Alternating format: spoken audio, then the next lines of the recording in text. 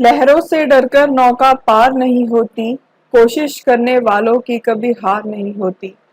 सो तुसी सब ने कोशिश कर ली अपनी तरफ तो ये ऑनलाइन कोर्स ਦੇ ਵਿੱਚ रजिस्टर करके ਤੇ मैं भी अपनी तरफ तो पूरी कोशिश करूंगी कि ਜਿਹੜੀ ਤੁਹਾਡੀ ਨੌਕਾ ਹੈ ਨਾ ਉਹ ਪਾਰ ਲੱਗ ਜੇ। ਬਹੁਤ ਵਧੀਆ ਢੰਗ ਦੇ ਨਾਲ ਆਪਾਂ ਸਾਰੀਆਂ ਚੀਜ਼ਾਂ ਪੜਾਂਗੇ। ਤੁਹਾਡਾ ਕੰਮ ਹੈ ਉਹ ਚੀਜ਼ਾਂ ਨੂੰ ਸਮਝਣਾ ਤੇ ਜਿੰਨੀ ਜ਼ਿਆਦਾ ਹੋ ਸਕੇ ਉਨੀ ਜ਼ਿਆਦਾ ਪ੍ਰੈਕਟਿਸ ਕਰਨਾ। ਬਿਲਕੁਲ ਘਬਰਾਉਣ ਦੀ ਜ਼ਰੂਰਤ ਨਹੀਂ ਹੈ। ਬਹੁਤ ਵਧੀਆ ਢੰਗ ਨਾਲ ਜਿਹੜਾ ਤੁਹਾਡਾ ਪੇਪਰ ਹੈ ਉਹ क्रैक होगा तो थोड़ी बहुत अच्छी प्रेपरेशन हो जूगी। So all the best. This is Sakshi Agarwal. I welcome you all on मेहनती बच्चे। सो स्टार्ट करते हैं। सब तो पहला अज का जो अपना टॉपिक है वो हैगा हिस्टोरिकल बैकग्राउंड, जिहदे विच आपां एक्ट्स वगैरह देखांगे कि पहला की एक्ट्स बनाए गए सी। उस तो बाद मेकिंग कि किस तरीके दे नाल जिहड़ी कॉन्स्टिट्यूएंट असैंबली है उन्हें कॉन्स्टिट्यूशन नूं बनाया। ओके ते फीचर्स ऑफ कॉन्स्टिट्यूशन कि कॉन्स्टिट्यूशन दे विच आपां बेसिकली किहड़ी-किहड़ी चीज़ां दी गल करदे आ। ओके सो हुण देखो आपां पॉलिटी दा फुल फ्लैज जिहड़ा कोर्स है वो करना है। ठीक है। सो उहदे विच बेसिकली आपां पूरा कॉन्स्टिट्यूशन ही पढ़दे आ, अलग-अलग उहनूं पार्ट्स च डिवाइड कीता हुंदा है। सो हुण आपां नूं कॉन्स्टिट्यूशन का जिहड़ा बेसिक मीनिंग है जिहदे बारे आपां पढ़न जा रहे हैं वो भी पता होना बहुत ज़्यादा जरूरी है। सो देखते हैं कि कॉन्स्टिट्यूशन हुंदा की है। देखो हुण इमेजिन करो एक सिचुएशन कि कुछ लोग हैं ते वो लोगों ने मिलके सोसाइटी बना ली। हुण अगर वो लोगों ने सोसाइटी दे विच रहना है, इत्थे सोसाइटी का मतलब तुसीं स्टेट तो भी लै सकदे हो, ठीक है, या फिर एक नेशन तो भी लै सकदे हो। मैं वर्ड सोसाइटी यूज कर रही हूँ। ओके सो अगर ये लोगों ने सोसाइटी दे विच रहना है तो इन्हां नूं कुछ बेसिक चीज़ां की जरूरत होगी। सब तो पहला इन्हां नूं रहन दे लई घर की जरूरत होगी। उस तो बाद इन्हां नूं खाण पीण दे लई फूड की जरूरत होगी। दैन ये अपने बच्चों को अच्छे तरीके नाल पढ़ा सकन, खुद पढ़ लिख सकन, तो एजुकेशन फैसिलिटीज़ की भी जरूरत होगी। ठीक है। उस तो इलावा कमाना भी है, ठीक है, एवें तो घर चलना नहीं। सो जॉब अपॉर्चुनिटीज़ भी चाहिए ने ते किते ना किते क्रिमिनल एक्टिविटीज़ हो जांदियां ने, उन्हां तो प्रिवेंशन भी चाहिए है। Prevention from criminal activities. Okay मैं थोड़ा शॉर्ट फॉर्म से लिखूंगी बिकॉज बहुत कुछ आपने कवर करना है। ठीक है। नोट्स के थोड़ा सारा कुछ मिलूगा। सो इतने शॉर्ट फॉर्म का यूज होगा। Okay so prevention from criminal activities ये हो गया। हुण देखो हुण ये जिहड़े लोग हैं जिन्होंने ये चीज़ों की रिक्वायरमेंट है, हुण इन्हां दी चीज़ां जिहड़ी है या इन्हां दी जिहड़ी जरूरतां ने वो पूरियां कौन करूगा? इहदे लई वो की करनगे? अपना एक रिप्रेजेंटेटिव चुनणगे या फिर ग्रुप ऑफ रिप्रेजेंटेटिव चुनांगे। ठीक है। हुण जिहड़े रिप्रेजेंटेटिव्स हुंदे हैं वो बेसिकली कौन हुंदे हैं? आपां भी जिहड़े अपने रिप्रेजेंटेटिव्स चुनते हैं वो फर्दर जाके गवर्नमेंट बनाते हैं। ठीक है। वो लीडर्स हुंदे हैं। सो ये कौन हो गए? जिहड़े कि गवर्नमेंट दे विच लोग ने। ओके हुण देखो इन्हां दा काम की होगा? एक तां जिहड़े आम लोग ने इन्हां नूं बेसिक जिहड़ी इन्हां दी नीड्स है वो प्रोवाइड करना। ठीक है। इन्हां नूं अपने राइट्स देने जिहड़े आम लोग ने वो प्रोवाइड करना, उन्हां दे जिहड़े राइट्स ने। ठीक है। ते इन्हां नूं जिवें क्रिमिनल एक्टिविटीज तो बचाना। सो ओवरऑल सारा कुछ प्रोवाइड करना जो भी उन्हां दी जरूरतां ने। ओके बट हुण जिहड़े लोग गवर्नमेंट च ने या जिहड़े लोग पावर च ने एवें ना होण कि अपने आप नूं ज्यादा ही पावरफुल समझण लग जाण। उन्हां दी पावर ते लिमिट लगानी भी जरूरी है, मतलब उन्हां ते लगाम लगाना भी जरूरी है। सो अगर आपां जिहड़े रूल्स रेगुलेशंस ने या जिहड़े भी राइट्स ने लोकां दे उन्हां नूं इकट्ठा कर दईए ते जिहड़ी भी लिमिटेशंस वगैरह लगाईयां जांदियां ने जो कि उन्हां दे रिप्रेजेंटेटिव्स हुंदे आ ओह, अगर आपां सारिਆਂ ਨੂੰ इकट्ठा करके एक जगह ते लिख दिए, ਉਹਦੀ एक बुक बना लिए तो उन्हें आपां की बोलांगे? कॉन्स्टिट्यूशन। ठीक है। सो बेसिकली कॉन्स्टिट्यूशन हुंदा की है? कॉन्स्टिट्यूशन ਉਹ लॉज या फिर रूल्स हैं ਜਿਹੜੇ कि डिसाइड करते हैं कि एक कंट्री नूं या एक स्टेट नूं किस तरीके दे नाल चलाया जाऊगा। ਉਹਦੇ ਜਿਹੜੇ रिप्रेजेंटेटिव्स ने उन्हां दी पावर दे उपर की लिमिटेशंस रहणगियां ते उन्हां दे ਜਿਹੜੇ सिटीजन्स ने ਉਹ कंट्री दे या नेशन दे या सोसाइटी दे, ठीक है, उन्हां दे की राइट्स ने। ओके सो ये हो गया ओवरऑल अपना कॉन्स्टिट्यूशन हुंदा की है। सो हुण आपां देखदे हां कॉन्स्टिट्यूशन दी डेफिनेशन। कॉन्स्टिट्यूशन वो बेसिक प्रिंसिपल्स ने या लॉज ने नेशन या स्टेट दे जिहड़े कि दसदे हैं कि पावर्स ते ड्यूटीज की ने गवर्नमेंट दियां ते की राइट्स वो अपने लोकां नूं प्रोवाइड करूगी जिहड़ी उत्थे दी गवर्नमेंट है। ठीक है। हुण एक होर फैक्ट जो कि पेपर लई काफी इंपॉर्टेंट है, 26 ਜਨਵਰੀ ਨੂੰ ਆਪਾਂ ਕੀ ਮਨਾਉਂਦੇ ਆ? 26 ਜਨਵਰੀ ਨੂੰ ਆਪਾਂ ਸੈਲੀਬ੍ਰੇਟ ਕਰਦੇ ਆ ਰਿਪਬਲਿਕ ਡੇ। ਕਿਉਂ ਕਰਦੇ ਆ ਤੁਸੀਂ ਦੱਸ ਸਕਦੇ ਹੋ? ਕਿਉਂ ਕਰਦੇ ਆ? ਬਿਕॉज 26 ਜਨਵਰੀ 1950 ਨੂੰ ਜਿਹੜਾ ਕਨਸਟੀਟਿਊਸ਼ਨ ਹੈ came into force। came into force ਦਾ ਮਤਲਬ ਕੀ ਹੈ ਕਿ ਉਸ ਦਿਨ ਕਨਸਟੀਟਿਊਸ਼ਨ ਨੂੰ ਲਾਗੂ ਕੀਤਾ ਗਿਆ ਸੀ। ਸੋ ਇੱਕ ਹੋਰ ਇੰਪੋਰਟੈਂਟ ਡੇਟ ਹੈ, ਉਹ ਹੈਗੀ 26 ਨਵੰਬਰ 1949। ਇਹ ਇੰਪੋਰਟੈਂਟ ਕਿਉਂ ਹੈ? ਬਿਕॉज ਇਸ ਦਿਨ ਜਿਹੜੀ ਕਨਸਟੀਟਿਊਐਂਟ ਅਸੈਂਬਲੀ ਹੈ ਉਹਨੇ ਕਨਸਟੀਟਿਊਸ਼ਨ ਨੂੰ ਅਡਾਪਟ ਕੀਤਾ ਸੀ।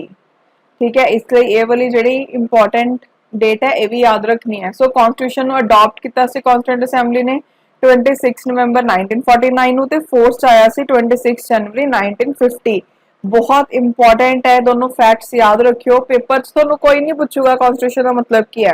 ਪੇਪਰ 'ਚ ਜਿਹੜੇ ਮੇਨ ਬੇਸਿਕ ਫੈਕਟਸ ਹੈ ਉਹ ਪੁੱਛੇ ਜਾਣਗੇ, ਜਿਵੇਂ ਕਿ ਆ ਦੋ ਫੈਕਟਸ ਹੈ। ਓਕੇ, ਉਹ ਤੋਂ ਬਾਅਦ ਹੁਣ ਦੇਖੋ ਆਪਾਂ ਨੇ ਗੱਲ ਕਰ ਲਈ ਗਵਰਨਮੈਂਟ ਦੀ।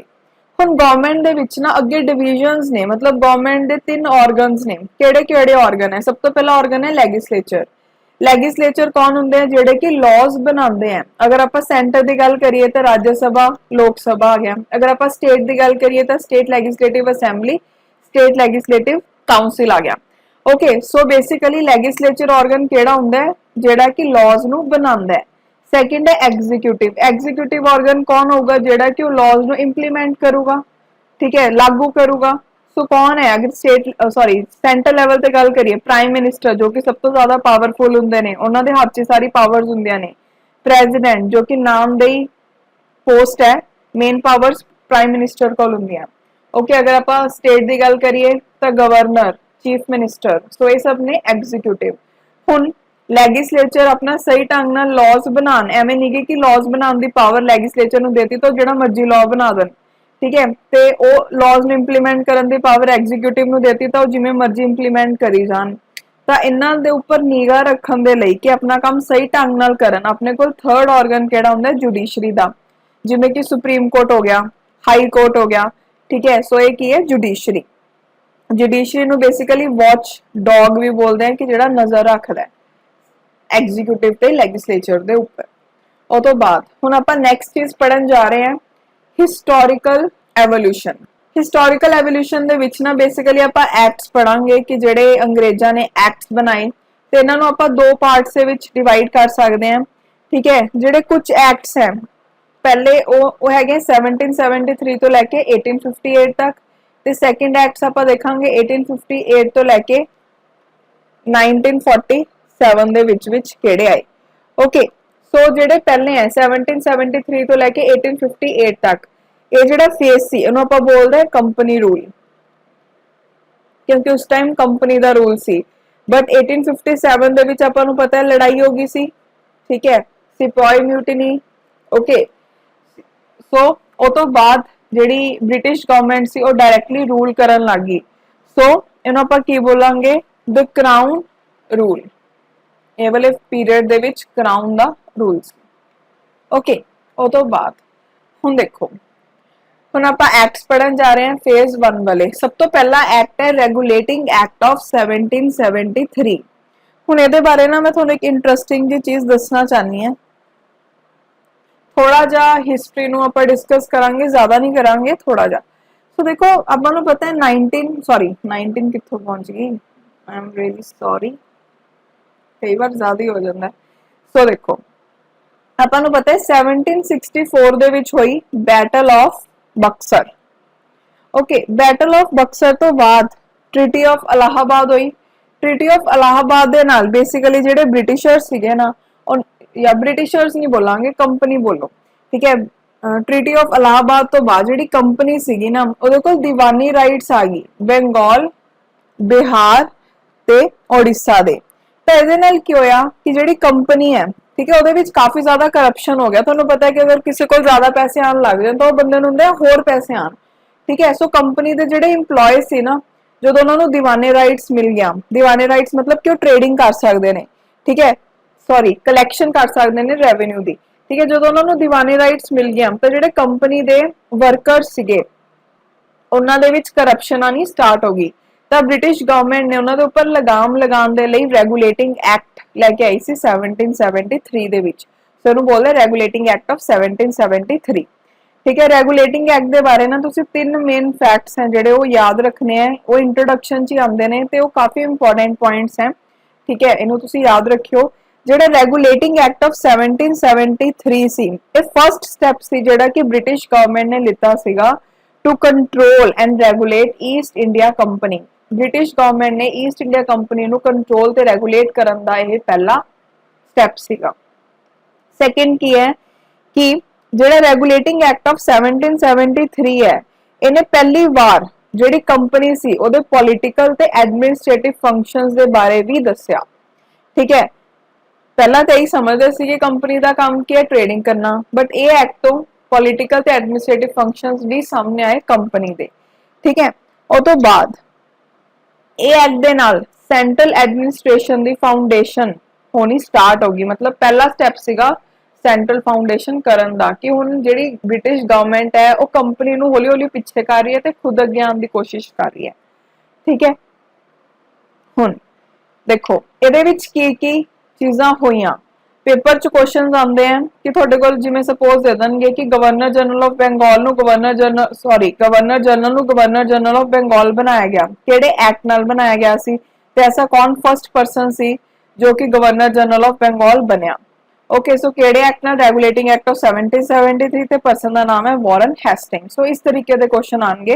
ठीक है, कि जेडे फीचर्स हैं एक्ट्स दे विच ओ तुसी याद रखने भी केड़े एक्ट नाल की चीजां आईयां सामने। ओके, हुण देखो ये आपां पॉलिटी दे विच भी क्यों पढ़ रहे हैं, बिकॉज अपना जेड़ा अज दा कॉन्स्टिट्यूशन है ओदे विच भी तुहानूं काफी ज्यादा सिमिलैरिटी मिलूगी एक्ट्स नाल रिलेटेड। कितों ना कितों कोई ना कोई चीज है जिहड़ी लित्ती गई है। ठीक है, ये मॉडर्न हिस्ट्री च भी तुसी पढ़ सकदे हो ते पॉलिटी च भी पढ़ सकदे हो।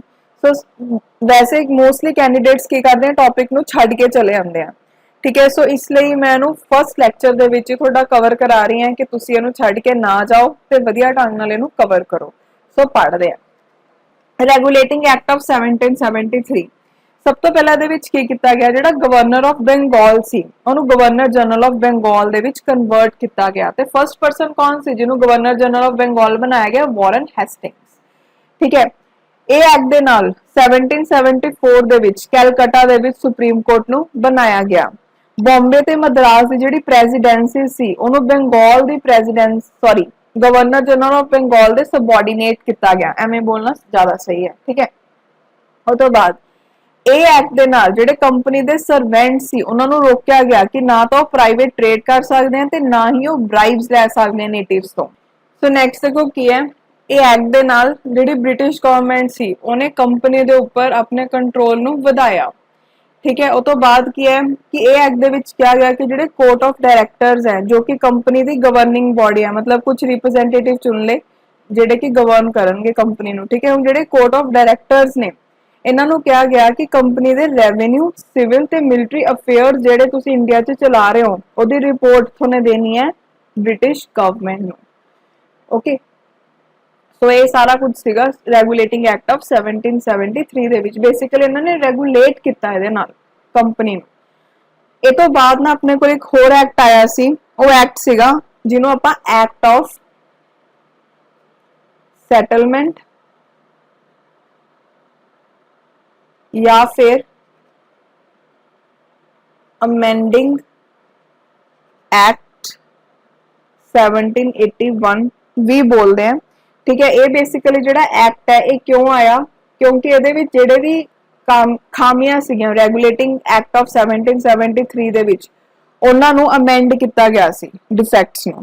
ठीक है, सो इसलिए जो एक्ट सी वो आया सी, बस इसदा नाम याद रखना है।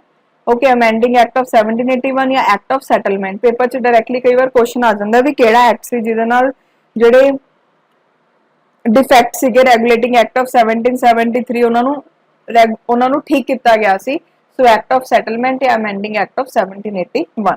ओके, सो नैक्सट अपने को है पिट्स इंडिया एक्ट ऑफ 1784। ठीक है, देखो हुण जो ये वाला एक्ट आया तो ये पहली चीज़ की गई कि हुण इंडिया दे विच जिन्नियां भी कंपनी दियां टैरेटरीज ने, ठीक है, उन्होंने ब्रिटिश पोजैशंस बोलिया जाएगा। सैकेंड की है कि यह एक्ट ने ਕੰਪਨੀ ਦਾ ਕਮਰਸ਼ੀਅਲ ਤੇ ਪੋਲੀਟੀਕਲ ਫੰਕਸ਼ਨਸ ਨੂੰ ਅਲੱਗ ਕੀਤਾ। ਜਿਹੜਾ ਆਪਣੇ ਕੋਲ ਰੈਗੂਲੇਟਿੰਗ ਐਕਟ ਸੀ ਉਹਦੇ ਵਿੱਚ ਪੋਲੀਟੀਕਲ ਤੇ ਐਡਮਿਨਿਸਟ੍ਰੇਟਿਵ ਫੰਕਸ਼ਨ ਵੀ ਹੈ ਕੰਪਨੀ ਦਾ, ਇਹ ਦੱਸਿਆ ਗਿਆ ਸੀ। ਬਟ ਪਿਟਸ ਇੰਡੀਆ ਐਕਟ ਦੇ ਵਿੱਚ ਅਲੱਗ-ਅਲੱਗ ਕੀਤਾ ਗਿਆ ਕਿ ਕਮਰਸ਼ੀਅਲ ਫੰਕਸ਼ਨ ਅਲੱਗ ਨੇ ਤੇ ਪੋਲੀਟੀਕਲ ਫੰਕਸ਼ਨ ਅਲੱਗ ਨੇ। ਸਿਸਟਮ ਬਣਾਇਆ ਗਿਆ ਡਬਲ ਗਵਰਨਮੈਂਟ ਦਾ। ਇਹਦੇ ਵਿੱਚ ਕੋਰਟ ਆਫ ਡਾਇਰੈਕਟਰਸ ਤੇ ਬੋਰਡ ਆਫ ਕੰਟਰੋਲ ਤੁਸੀਂ ਯਾਦ ਰੱਖਣਾ ਹੈ। ਦੋ ਬॉडीज ਬਣਾਈਆਂ ਗਈਆਂ। ਜਿਹੜੀ ਕੋਰਟ ਆਫ ਡਾਇਰੈਕਟਰਸ ਹੈ, ਆਹੀ ਵਾਲੇ ਜਿਹੜੇ ਕੋਰਟ ਆਫ ਡਾਇਰੈਕਟਰਸ ਹੈ ਕਿ ਉਹਨੇ ਕਮਰਸ਼ੀਅਲ ਫੰਕਸ਼ਨ ਸੰਭਾਲਾਂਗੇ। ਆਪਾਂ ਇੱਥੇ ਦੇਖਿਆ ਕਿ ਸਿਵਲ, ਰੈਵਨਿਊ, ਮਿਲਟਰੀ ਅਫੇਅਰ ਸਾਰੇ ਹੀ ਦੇਖਦੇ ਸੀ, ਠੀਕ ਹੈ। ਬਟ ਇਸ 'ਚ ਕੀ ਕਿਹਾ ਗਿਆ ਕਿ ਉਹਨੇ ਕਮਰਸ਼ੀਅਲ ਫੰਕਸ਼ਨ ਦੇਖਣਗੇ ਤੇ ਜਿਹੜਾ ਬੋਰਡ ਆਫ ਕੰਟਰੋਲ ਹੈ ਪੋਲੀਟੀਕਲ ਅਫੇਅਰਸ ਉਹ ਮੈਨੇਜ ਕਰਨਗੇ। ਓਕੇ, ਹੁਣ ਇਹਨੂੰ ਯਾਦ ਕਿਵੇਂ ਰੱਖੋਗੇ? Court of director, commercial function. Next, charter act of 1813। ਇਹਦੇ ਨਾਲ ਬਹੁਤ ਹੀ ਇੰਪੋਰਟੈਂਟ ਚੀਜ਼ ਹੋਈ, ਉਹ ਕੀ ਸੀ ਕਿ ਜਿਹੜੀ ਕੰਪਨੀ ਦੀ ਟ੍ਰੇਡ ਮੋਨੋਪੋਲੀ ਹੈ ਇੰਡੀਆ ਦੇ ਵਿੱਚ ਕਿ ਹੁਣ ਕੰਪਨੀ ਟ੍ਰੇਡ ਨਹੀਂ ਕਰ ਸਕਦੀ, ਇਹਨੂੰ ਅਬੋਲਿਸ਼ ਕੀਤਾ ਗਿਆ। ਦੋ ਚੀਜ਼ਾਂ ਨੂੰ ਛੱਡ ਕੇ ਕਿ ਟੀ ਟ੍ਰੇਡ ਹੈ ਜਿਹੜਾ ਉਹ ਕਰ ਸਕਦੀ ਹੈ ਤੇ ਚਾਈਨਾ ਨਾਲ ਟ੍ਰੇਡ ਕਰ ਸਕਦੀ ਹੈ। ਬਾਕੀ ਜਿਹੜੀ ਕੰਪਨੀ ਦੀ ਮੋਨੋਪੋਲੀ ਸੀ ਟ੍ਰੇਡਿੰਗ ਦੇ ਵਿੱਚ ਉਹਨੂੰ ਖਤਮ ਕੀਤਾ ਗਿਆ। ਬਹੁਤ ਇੰਪੋਰਟੈਂਟ ਪੁਆਇੰਟ ਹੈ ਤੇ ਬਹੁਤ ਵਾਰ ਪੇਪਰ 'ਚ ਪੁੱਛਿਆ ਜਾਂਦਾ ਹੈ। ਉਹ ਤੋਂ ਬਾਅਦ ਕ੍ਰਿਸਚੀਅਨ ਮਿਸ਼ਨਰੀਜ਼ ਹੈ ਜਿਹੜੀਆਂ ਉਹਨਾਂ ਨੂੰ ਅਲਾਉ ਕੀਤਾ ਗਿਆ ਕਿ ਉਹ ਵੈਸਟਰਨ ਐਜੂਕੇਸ਼ਨ ਦਾ ਪ੍ਰਚਾਰ ਕਰ ਸਕਦੀਆਂ ਨੇ ਇੰਡੀਆ ਦੇ ਵਿੱਚ। ਇਹ ਵੀ ਬਹੁਤ ਇੰਪੋਰਟੈਂਟ ਪੁਆਇੰਟ ਹੈ। ਸੋ ਓਵਰਆਲ ਚਾਰਟਰ ਐਕਟ ਦੇ ਵਿੱਚ ਦੋ ਪੁਆਇੰਟਸ ਹੈ ਤੇ ਦੋਨੋਂ ਇੰਪੋਰਟੈਂਟ ਹੈ। ਨੈਕਸਟ ਚਾਰਟਰ ਐਕਟ ਹੈਗਾ 1833 ਦਾ।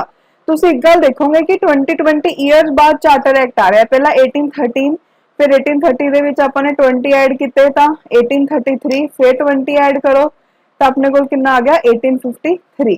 ਓਕੇ, ਸੋ ਇੱਕ ਯਾਦ ਕਰਨ ਦਾ ਤਰੀਕਾ ਹੈ, ਠੀਕ ਹੈ। ਸੋ ਸੈਕਿੰਡ ਆਇਆ 1833 ਦਾ ਚਾਰਟਰ ਐਕਟ। ਇਹ ਫਾਈਨਲ ਸਟੈਪ ਸੀਗਾ ਸੈਂਟਰਲਾਈਜੇਸ਼ਨ ਦੀ ਔਰ। ਪਹਿਲਾ ਸਟੈਪ ਕਿਹੜਾ ਸੀਗਾ? Regulating act of 1773। Final step ਕਿਹੜਾ ਸੀ? ਚਾਰਟਰ ਐਕਟ ਆਫ 1833, ਠੀਕ ਹੈ। ਉਹ ਤੋਂ ਬਾਅਦ ਇਹਦੇ ਵਿੱਚ ਕੀ ਕੀਤਾ ਗਿਆ? ਹੁਣ ਜਿਹੜਾ ਗਵਰਨਰ ਜਨਰਲ ਆਫ ਬੰਗਾਲ ਹੈ ਉਹਦੀ ਜਿਹੜੀ ਉਪਾਧੀ ਹੈ ਉਹਨੂੰ ਗਵਰਨਰ ਜਨਰਲ ਆਫ ਇੰਡੀਆ ਬਣਾਇਆ ਗਿਆ ਤੇ ਬੋਲਿਆ ਗਿਆ ਕਿ ਜਿਹੜਾ ਲਾਰਡ ਵਿਲੀਅਮ ਬੈਂਟਿਕ ਹੈ ਉਹ ਫਸਟ ਗਵਰਨਰ ਜਨਰਲ ਹੋਊਗਾ ਇੰਡੀਆ ਦਾ। ਇਹ ਦੋ ਨਾਮ ਤੁਸੀਂ ਯਾਦ ਰੱਖਣੇ ਆ। ਓਕੇ, ਵਾਰਨ ਹੈਸਟਿੰਗ ਦਾ ਵੀ ਤੇ ਲਾਰਡ ਵਿਲੀਅਮ ਬੈਂਟਿਕ ਦਾ ਵੀ।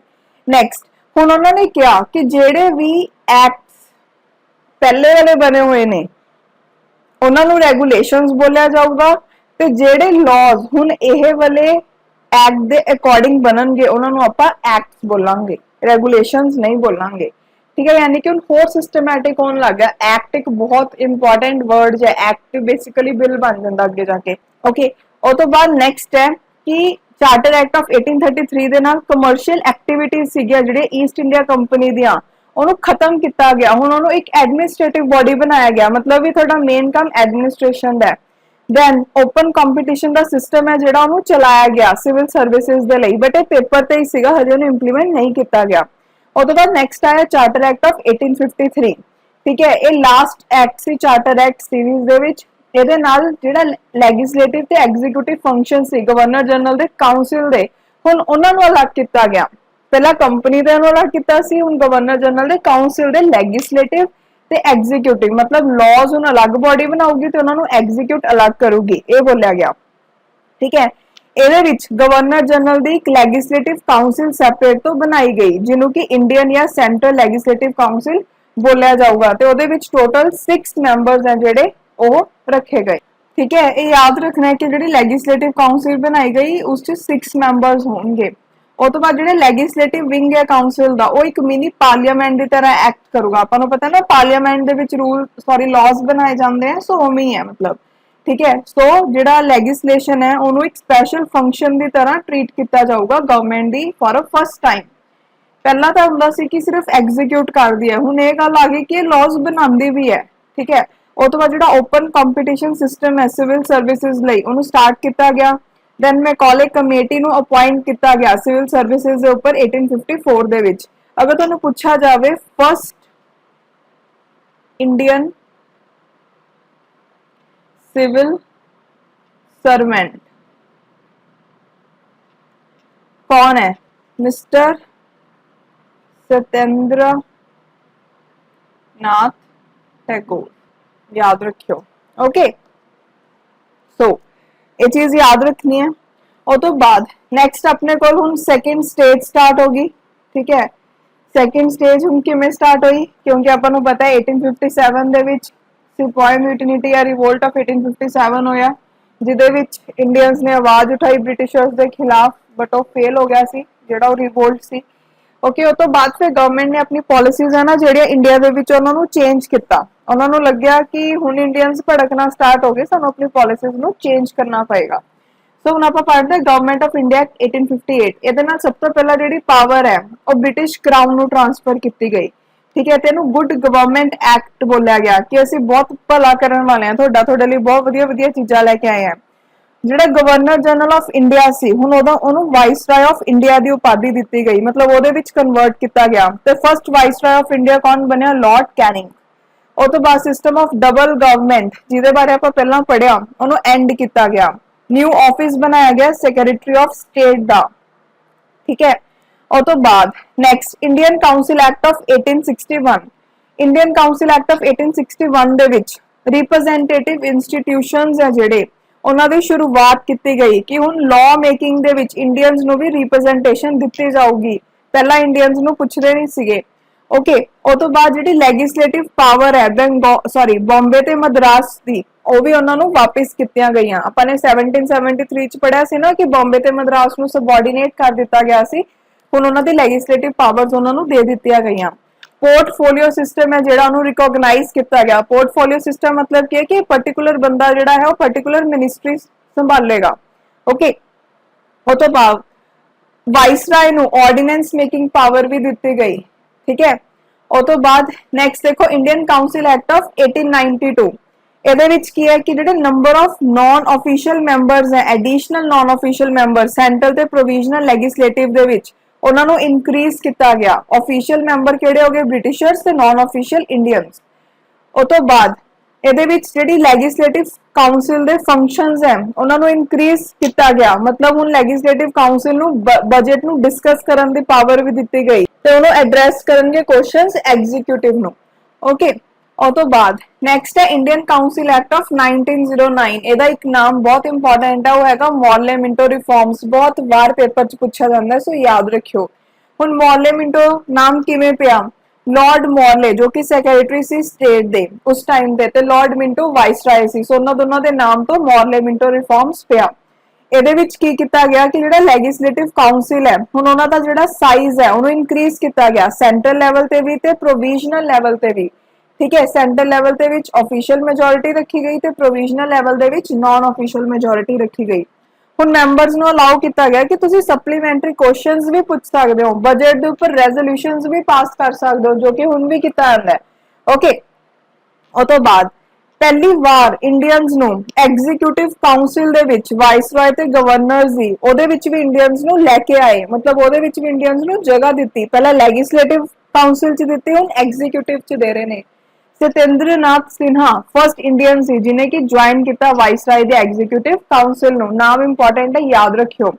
सब तो इंपॉर्टेंट पॉइंट ए वाले जेड़ा एक्ट है ओदा यह है कि ਇਹਦੇ ਵਿੱਚ ਮੁਸਲਿਮਸ ਦੇ ਲਈ ਸੈਪਰੇਟ ਇਲੈਕਟੋਰੇਟ ਦੀ ਵੀ ਗੱਲ ਕੀਤੀ ਗਈ ਕਿ ਮੁਸਲਿਮ ਅਗਰ ਵੋਟਰ ਖੜਾ ਹੈ ਤਾਂ ਉਹਨੂੰ ਜਿਹੜੇ ਮੁਸਲਿਮ ਲੋਕ ਨੇ ਉਹੀ ਵੋਟ ਪਾਣਗੇ। ਠੀਕ ਹੈ, ਸੋ ਮੁਸਲਿਮਸ ਲਈ ਸੈਪਰੇਟ ਇਲੈਕਟੋਰੇਟ ਦੀ ਗੱਲ ਵੀ ਇਹਦੇ ਵਿੱਚ ਕੀਤੀ ਗਈ। ਇਸ ਲਈ ਇਹ ਲਾਰਡ ਮਿੰਟੋ ਨੇ ਲੈ ਕੇ ਆਏ ਸੀ, ਸੋ ਇਸ ਲਈ ਲਾਰਡ ਮਿੰਟੋ ਨੂੰ ਫਾਦਰ ਆਫ ਕਮਿਊਨਲ ਇਲੈਕਟੋਰੇਟ ਵੀ ਬੋਲਦੇ ਆ। ਨੈਕਸਟ ਗਵਰਨਮੈਂਟ ਆਫ ਇੰਡੀਆ 1919 ਵਾਲੇ ਨੂੰ ਆਪਾਂ ਬੋਲਾਂਗੇ ਮੌਂਟੇਗਿਊ ਚੈਮਸਫੋਰਡ ਰਿਫਾਰਮਸ। ठीक है, मॉन्टेग्यू सैक्रेटरी सी ते लॉर्ड चैमसफोर्ड वाइसराय। ਉਹ ਤੋਂ ਬਾਅਦ ਹੁਣ ਇਹਦੇ ਵਿੱਚ ਕੀ ਗੱਲਾਂ ਕੀਤੀਆਂ ਗਈਆਂ ਦੇਖੋ। ਇਹਦੇ ਵਿੱਚ ਸੈਂਟਰਲ ਤੇ ਪ੍ਰੋਵੀਜ਼ਨਲ ਸਬਜੈਕਟਸ ਨੂੰ ਅਲੱਗ-ਅਲੱਗ ਕੀਤਾ ਗਿਆ। ਪ੍ਰੋਵਿੰਸਿਸ ਦੇ ਵਿੱਚ ਡਾਇਰੈਕਟਲੀ ਲੈ ਕੇ ਆਈ ਗਈ। ਦੋ ਸਬਜੈਕਟਸ ਦੇ ਵਿੱਚ ਜਿਹੜੀ ਉਹਨਾਂ ਦੀ ਪਾਵਰਸ ਹੈ ਉਹ ਡਿਸਟ੍ਰੀਬਿਊਟ ਕੀਤੀਆਂ ਜਾਣਗੀਆਂ। ਠੀਕ ਹੈ, ਜਿਵੇਂ ਕਿ ਆਪਣੇ ਕੋਲ ਪ੍ਰੋਵਿੰਸਿਸ ਦੇ ਵਿੱਚ ਇੱਕ ਟ੍ਰਾਂਸਫਰ ਸਬਜੈਕਟਸ ਬਣਾਏ ਗਏ, ਇੱਕ ਰਿਜ਼ਰਵ ਸਬਜੈਕਟਸ ਬਣਾਏ ਗਏ। ਜਿਹੜੇ ਟ੍ਰਾਂਸਫਰ ਸਬਜੈਕਟਸ ਹੈ ਉਹਨਾਂ ਨੂੰ ਤਾਂ ਗਵਰਨ ਕਰੂਗਾ ਗਵਰਨਰ। ਠੀਕ ਹੈ, ਤੇ ਕਿਹਦੀ ਹੈਲਪ ਦੇ ਨਾਲ? ਉਹ ਮਿਨਿਸਟਰਸ ਦੀ ਹੈਲਪ ਦੇ ਨਾਲ ਜਿਹੜੇ ਲੈਜਿਸਲੇਟਿਵ ਕਾਉਂਸਲ ਨੂੰ ਰਿਸਪੌਂਸਿਬਲ ਹੋਣਗੇ। ਜਿਹੜੇ ਰਿਜ਼ਰਵ ਸਬਜੈਕਟ ਹੈ ਉਹਨਾਂ ਨੂੰ ਗਵਰਨਰ ਐਡਮਿਨਿਸਟਰ ਕਰੂਗਾ ਆਪਣੀ ਐਗਜ਼ੀਕਿਊਟਿਵ ਕਾਉਂਸਲ ਦੀ ਹੈਲਪ ਨਾਲ। ਮਤਲਬ ਟ੍ਰਾਂਸਫਰ ਸਬਜੈਕਟ ਸੇ ਲੈਜਿਸਲੇਟਿਵ ਕਾਉਂਸਲ ਦੀ ਹੈਲਪ ਲਊਗਾ ਤੇ ਰਿਜ਼ਰਵ ਤੇ ਐਗਜ਼ੀਕਿਊਟਿਵ ਕਾਉਂਸਲ ਦੀ ਹੈਲਪ ਲਊਗਾ। ਬਾਈ ਕੈਮਰਲਿਜ਼ਮ ਜਿਹੜਾ ਹੈ ਤੇ ਡਾਇਰੈਕਟ ਇਲੈਕਸ਼ਨਸ ਜਿਹੜੇ ਨੇ ਉਹਨਾਂ ਨੂੰ ਇੰਟਰੋਡਿਊਸ ਕੀਤਾ ਗਿਆ। ਠੀਕ ਹੈ, मतलब ਜਿਹੜੀ ਇੰਡੀਅਨ ਲੈਜਿਸਲੇਟਿਵ ਕਾਉਂਸਲ ਹੈ ਉਹਨੂੰ ਅਪਰ ਹਾਊਸ ਤੇ ਲੋਅਰ ਹਾਊਸ ਦੇ ਵਿੱਚ ਡਿਵਾਈਡ ਕੀਤਾ ਗਿਆ। ਬਾਈ ਕੈਮਰਲਿਜ਼ਮ मतलब ਹੁੰਦੇ ਦੋ ਹਾਊਸਸ ਬਣਾਣੇ। ਅਪਰ ਹਾਊਸ ਨੂੰ ਕਾਉਂਸਲ ਆਫ ਸਟੇਟ ਬੋਲਦੇ ਸੀ ਤੇ ਲੋਅਰ ਹਾਊਸ ਨੂੰ ਲੈਜਿਸਲੇਟਿਵ ਅਸੈਂਬਲੀ ਬੋਲਦੇ ਸੀ। ਹੁਣ ਪਹਿਲਾਂ ਆਪਾਂ ਨੇ 1909 ਚ ਕੀ ਦੇਖਿਆ ਕਿ ਸੈਪਰੇਟ ਇਲੈਕਟੋਰੇਟ ਮੁਸਲਿਮਸ ਲਈ ਲੈ ਕੇ ਆਏ, ਬਟ 1919 ਦੇ ਵਿੱਚ ਇਹ ਚੀਜ਼ ਸਿੱਖਾਂ ਲਈ, ਕ੍ਰਿਸਚੀਅਨਸ ਲਈ, ਐਂਗਲੋ ਇੰਡੀਅਨਸ ਤੇ ਯੂਰਪੀਅਨਸ ਇਹਨਾਂ ਲਈ ਵੀ ਸਟਾਰਟ ਕੀਤਾ ਗਿਆ। ਠੀਕ ਹੈ, ਉਹ ਤੋਂ ਬਾਅਦ ਹੁਣ ਦੇਖੋ ਜਿਹੜਾ ਆਪਾਂ ਨੇ ਪੜਿਆ ਕਿ ਡਾਇਰੈਕਟ ਇਲੈਕਸ਼ਨ ਦੀ ਗੱਲ ਹੈ ਜਿਹੜੀ ਉਹ 1919 ਦੇ ਵਿੱਚ ਸਟਾਰਟ ਹੋ ਗਈ ਸੀ। ਮਤਲਬ ਕੀ ਹੈ ਕਿ ਹੁਣ ਲੋਕ ਆਪਣਾ ਰਿਪਰੈਜ਼ੈਂਟੇਟਿਵ ਚੁਣ ਸਕਦੇ ਵੋਟਿੰਗ ਦੇ ਨਾਲ। ਠੀਕ ਹੈ, ਬਟ ਵੋਟਿੰਗ ਜਿਹੜੀ ਸੀ ਉਸ ਟਾਈਮ ਤੋਂ ਸਾਰਿਆਂ ਨੂੰ ਨਹੀਂ ਦਿੱਤਾ ਗਿਆ ਸੀ ਅਧਿਕਾਰ, ਉਹ ਕੁਝ ਲੋਕਾਂ ਨੂੰ ਹੀ ਦਿੱਤਾ ਗਿਆ ਸੀ ਪ੍ਰੋਪਰਟੀ ਟੈਕਸ ਤੇ ਐਜੂਕੇਸ਼ਨ ਦੇ ਬੇਸਿਸ ਦੇ ਉੱਪਰ। ਠੀਕ ਹੈ, ਇੱਕ new office high commissioner for India London ਦੇ ਵਿੱਚ ਬਣਾਇਆ ਗਿਆ। ਸੈਂਟਰਲ ਪਬਲਿਕ ਸਰਵਿਸ ਕਮਿਸ਼ਨ 1926 ਦੇ ਵਿੱਚ ਉਹਦੀ ਐਸਟੈਬਲਿਸ਼ਮੈਂਟ ਕੀਤੀ ਗਈ। ਪ੍ਰੋਵੀਜ਼ਨਲ ਤੇ ਸੈਂਟਰਲ ਲੈਜਿਸਲੇਚਰ ਦੇ ਲਈ ਸੈਪਰੇਟ ਬਜਟ ਜਿਹੜਾ ਹੈ ਉਹ ਪਹਿਲੀ ਵਾਰ ਪੇਸ਼ ਕੀਤਾ ਗਿਆ। ਆਪਾਂ ਹੁਣ ਵੀ ਦੇਖਦੇ ਹਾਂ ਕਿ ਇੰਡੀਆ ਦੇ ਵਿੱਚ ਜਿਹੜਾ ਇੰਡੀਆ ਲੈਵਲ ਤੇ ਬਜਟ ਆ ਉਹ ਅਲੱਗ ਹੁੰਦਾ ਹੈ ਤੇ ਹਰ ਸਟੇਟ ਆਪਣਾ ਆਪਣਾ ਬਜਟ ਹੈ ਜਿਹੜਾ ਉਹ ਪੇਸ਼ ਕਰਦੀ ਹੈ। ਓਕੇ, ਉਹ ਤੋਂ ਬਾਅਦ ਸਟੈਚੂਟਰੀ ਕਮਿਸ਼ਨਸ ਨੂੰ ਅਪਾਇੰਟ ਕੀਤਾ ਗਿਆ 10 ਸਾਲ ਬਾਅਦ। ਉਹਦਾ ਨਾਮ ਕੀ ਸੀ? Simon commission. ਠੀਕ ਹੈ, ਬੇਸਿਕਲੀ 1919 ਦੇ ਵਿੱਚ ਜੋ ਰਿਕਮੈਂਡੇਸ਼ਨ ਦਿੱਤੀਆਂ ਸੀ ਉਹਨੂੰ ਕਿਹਾ ਸੀ ਕਿ 10 ਸਾਲ ਬਾਅਦ ਇਹਨੂੰ ਦੇਖਾਂਗੇ, ਇੱਕ ਕਮਿਸ਼ਨ ਆਊਗਾ ਉਹ ਜਾਂਚ ਕਰੂਗਾ ਕਿ ਕਿੰਨਾ ਕੁ ਸਕਸੈਸਫੁਲ ਰਿਹਾ। ਸੋ ਬੇਸਿਕਲੀ ਸਾਈਮਨ ਕਮਿਸ਼ਨ ਨੂੰ 19 ਅਗਰ ਆਪਾਂ ਇਹਦੇ ਵਿੱਚ 10 ਇਅਰਸ ਐਡ ਕਰੀਏ ਤਾਂ 29 ਚ ਆਣਾ ਚਾਹੀਦਾ ਸੀ, ਬਟ ਇਹਨੂੰ 2 ਸਾਲ ਪਹਿਲਾਂ 1927 ਚ ਅਪਾਇੰਟ ਕੀਤਾ ਗਿਆ। ਹੁਣ ਸਾਈਮਨ ਕਮਿਸ਼ਨ 1927 ਬਾਰੇ ਦੇਖਦੇ ਹਾਂ। ਠੀਕ ਹੈ, ਇਹਨੂੰ ਮੈਂਡੇਟ ਕੀਤਾ ਸੀ ਗਵਰਨਮੈਂਟ ਆਫ ਇੰਡੀਆ 1919 ਦੇ ਵਿੱਚ ਕਿ 10 ਸਾਲ ਬਾਅਦ ਇੱਕ ਕਮਿਸ਼ਨ ਬਣਾਇਆ ਜਾਊਗਾ ਦੇਖਣ ਦੇ ਲਈ ਫੰਕਸ਼ਨਿੰਗ ਗਵਰਨਮੈਂਟ ਆਫ ਇੰਡੀਆ 1919 ਦੀ। ਠੀਕ ਹੈ, ਤੇ ਇਹਨੇ 1919 ਦੇ ਵਿੱਚ ਜਿਹੜਾ ਗਵਰਨਮੈਂਟ ਆਫ ਇੰਡੀਆ 1919 ਹੈ ਉਹਦੇ ਉੱਪਰ ਇਹਨੇ ਰਿਕਮੈਂਡੇਸ਼ਨਸ ਦਿੱਤੀਆਂ। ਇਹ ਬੇਸਿਕਲੀ ਇੱਕ 7 ਮੈਂਬਰ ਦਾ ਕਮਿਸ਼ਨ ਸੀਗਾ, ਬਟ ਇੰਡੀਅਨਸ ਨੇ ਉਹਨੂੰ ਬਾਈਕਾਟ ਕਿਉਂ ਕੀਤਾ? ਮੇਨ ਜਿਹੜਾ ਕੁਐਸਚਨ ਪੇਪਰ 'ਚ ਪੁੱਛਿਆ ਜਾਂਦਾ ਉਹ ਤਾਂ ਕੀਤਾ ਸੀ ਬਿਕੋਜ਼ ਇਹਦੇ ਵਿੱਚ ਕੋਈ ਵੀ ਇੰਡੀਅਨ ਨਹੀਂ ਸੀ। ਠੀਕ ਹੈ, ਉਹਨਾਂ ਨੇ ਕੀ ਰਿਕਮੈਂਡੇਸ਼ਨ ਦਿੱਤੀਆਂ ਕਿ ਡਾਇਕਰੀ ਹੈ ਜਿਹੜੀ ਉਹਨੂੰ ਐਬੋਲਿਸ਼ ਕਰੋ, ਜਿਹਦੇ ਬਾਰੇ ਆਪਾਂ ਨੇ ਪੜਿਆ। ਠੀਕ ਹੈ, ਕਿ ਡਾਇਕਰੀ ਉੱਥੇ ਲੈ ਕੇ ਆਏ ਗਏ। ਉਹ ਤੋਂ ਬਾਅਦ ਫੈਡਰੇਸ਼ਨ ਦੀ ਐਸਟੈਬਲਿਸ਼ਮੈਂਟ ਹੋਣੀ ਚਾਹੀਦੀ ਹੈ, ਮਤਲਬ ਸੈਂਟਰ ਲੈਵਲ, ਸਟੇਟ ਲੈਵਲ ਐਵੇਂ ਡਿਵੀਜ਼ਨ ਹੋਣਾ ਚਾਹੀਦਾ ਹੈ। ਉਹ ਤੋਂ ਬਾਅਦ ਕਮਿਊਨਲ ਇਲੈਕਟੋਰੇਟ ਹੈ ਜਿਹੜਾ ਉਹ ਠੀਕ ਹੈ, ਉਹ ਐਵੇਂ ਹੀ ਰਹੂਗਾ ਤੇ ਰਿਸਪੌਂਸਿਬਲ ਗਵਰਨਮੈਂਟ ਲੈ ਕੇ ਆਓ। ਠੀਕ ਹੈ, ਉਹ ਤੋਂ ਬਾਅਦ ਨੈਕਸਟ ਕੀ ਹੈ? ਜਿਹੜੀ ਰਿਕਮੈਂਡੇਸ਼ਨ ਹੈ ਕਮੇਟੀ ਨੇ ਦਿੱਤੀਆਂ ਉਹਨੂੰ ਗਵਰਨਮੈਂਟ ਆਫ ਇੰਡੀਆ 1935 ਚ ਇਨਕੋਰਪੋਰੇਟ ਕੀਤਾ ਗਿਆ। ਹੁਣ ਦੇਖੋ ਗਵਰਨਮੈਂਟ ਆਫ ਇੰਡੀਆ 1935 ਸਭ ਤੋਂ ਪਹਿਲਾਂ ਇਹਦੇ ਵਿੱਚ ਆਲ ਇੰਡੀਆ ਫੈਡਰੇਸ਼ਨ ਦੀ ਗੱਲ ਕੀਤੀ ਗਈ, ਬਟ ਇਹ ਅੱਜ ਤੱਕ ਕਦੇ ਵੀ ਇਹਨੂੰ ਇੰਪਲੀਮੈਂਟ ਨਹੀਂ ਕੀਤਾ ਗਿਆ। ਸਬਜੈਕਟਸ ਨੂੰ 3 ਲਿਸਟ ਦੇ ਵਿੱਚ ਡਿਵਾਈਡ ਕੀਤਾ ਗਿਆ, ਫੈਡਰਲ, ਪ੍ਰੋਵੀਜ਼ਨਲ ਤੇ ਰੈਜ਼ੀਡਰੀ। ਜਿਹੜੀ ਰੈਜ਼ੀਡਰੀ ਪਾਵਰਸ ਹੈ ਉਹ ਕਿਹਨੂੰ ਦਿੱਤੀਆਂ ਗਈਆਂ? ਵਾਇਸਰਾਏ ਨੂੰ, ਜਾਂ ਫਿਰ ਗਵਰਨਰ ਜਨਰਲ ਵੀ ਕਈ ਵਾਰ ਪੇਪਰ 'ਚ ਲਿਖਿਆ ਜਾਂਦਾ। ਸੋ ਗਵਰਨਰ ਜਨਰਲ ਅਗਰ ਆਪਸ਼ਨ 'ਚ ਹੋਵੇ ਤਾਂ ਉਹ ਵੀ ਠੀਕ ਹੈ, ਮੇਨ ਤੁਸੀਂ ਵਾਇਸਰਾਏ ਦੇਖਣਾ ਪਹਿਲਾਂ, ਇਹ ਬਹੁਤ ਇੰਪੋਰਟੈਂਟ ਫੈਕਟ ਹੈ।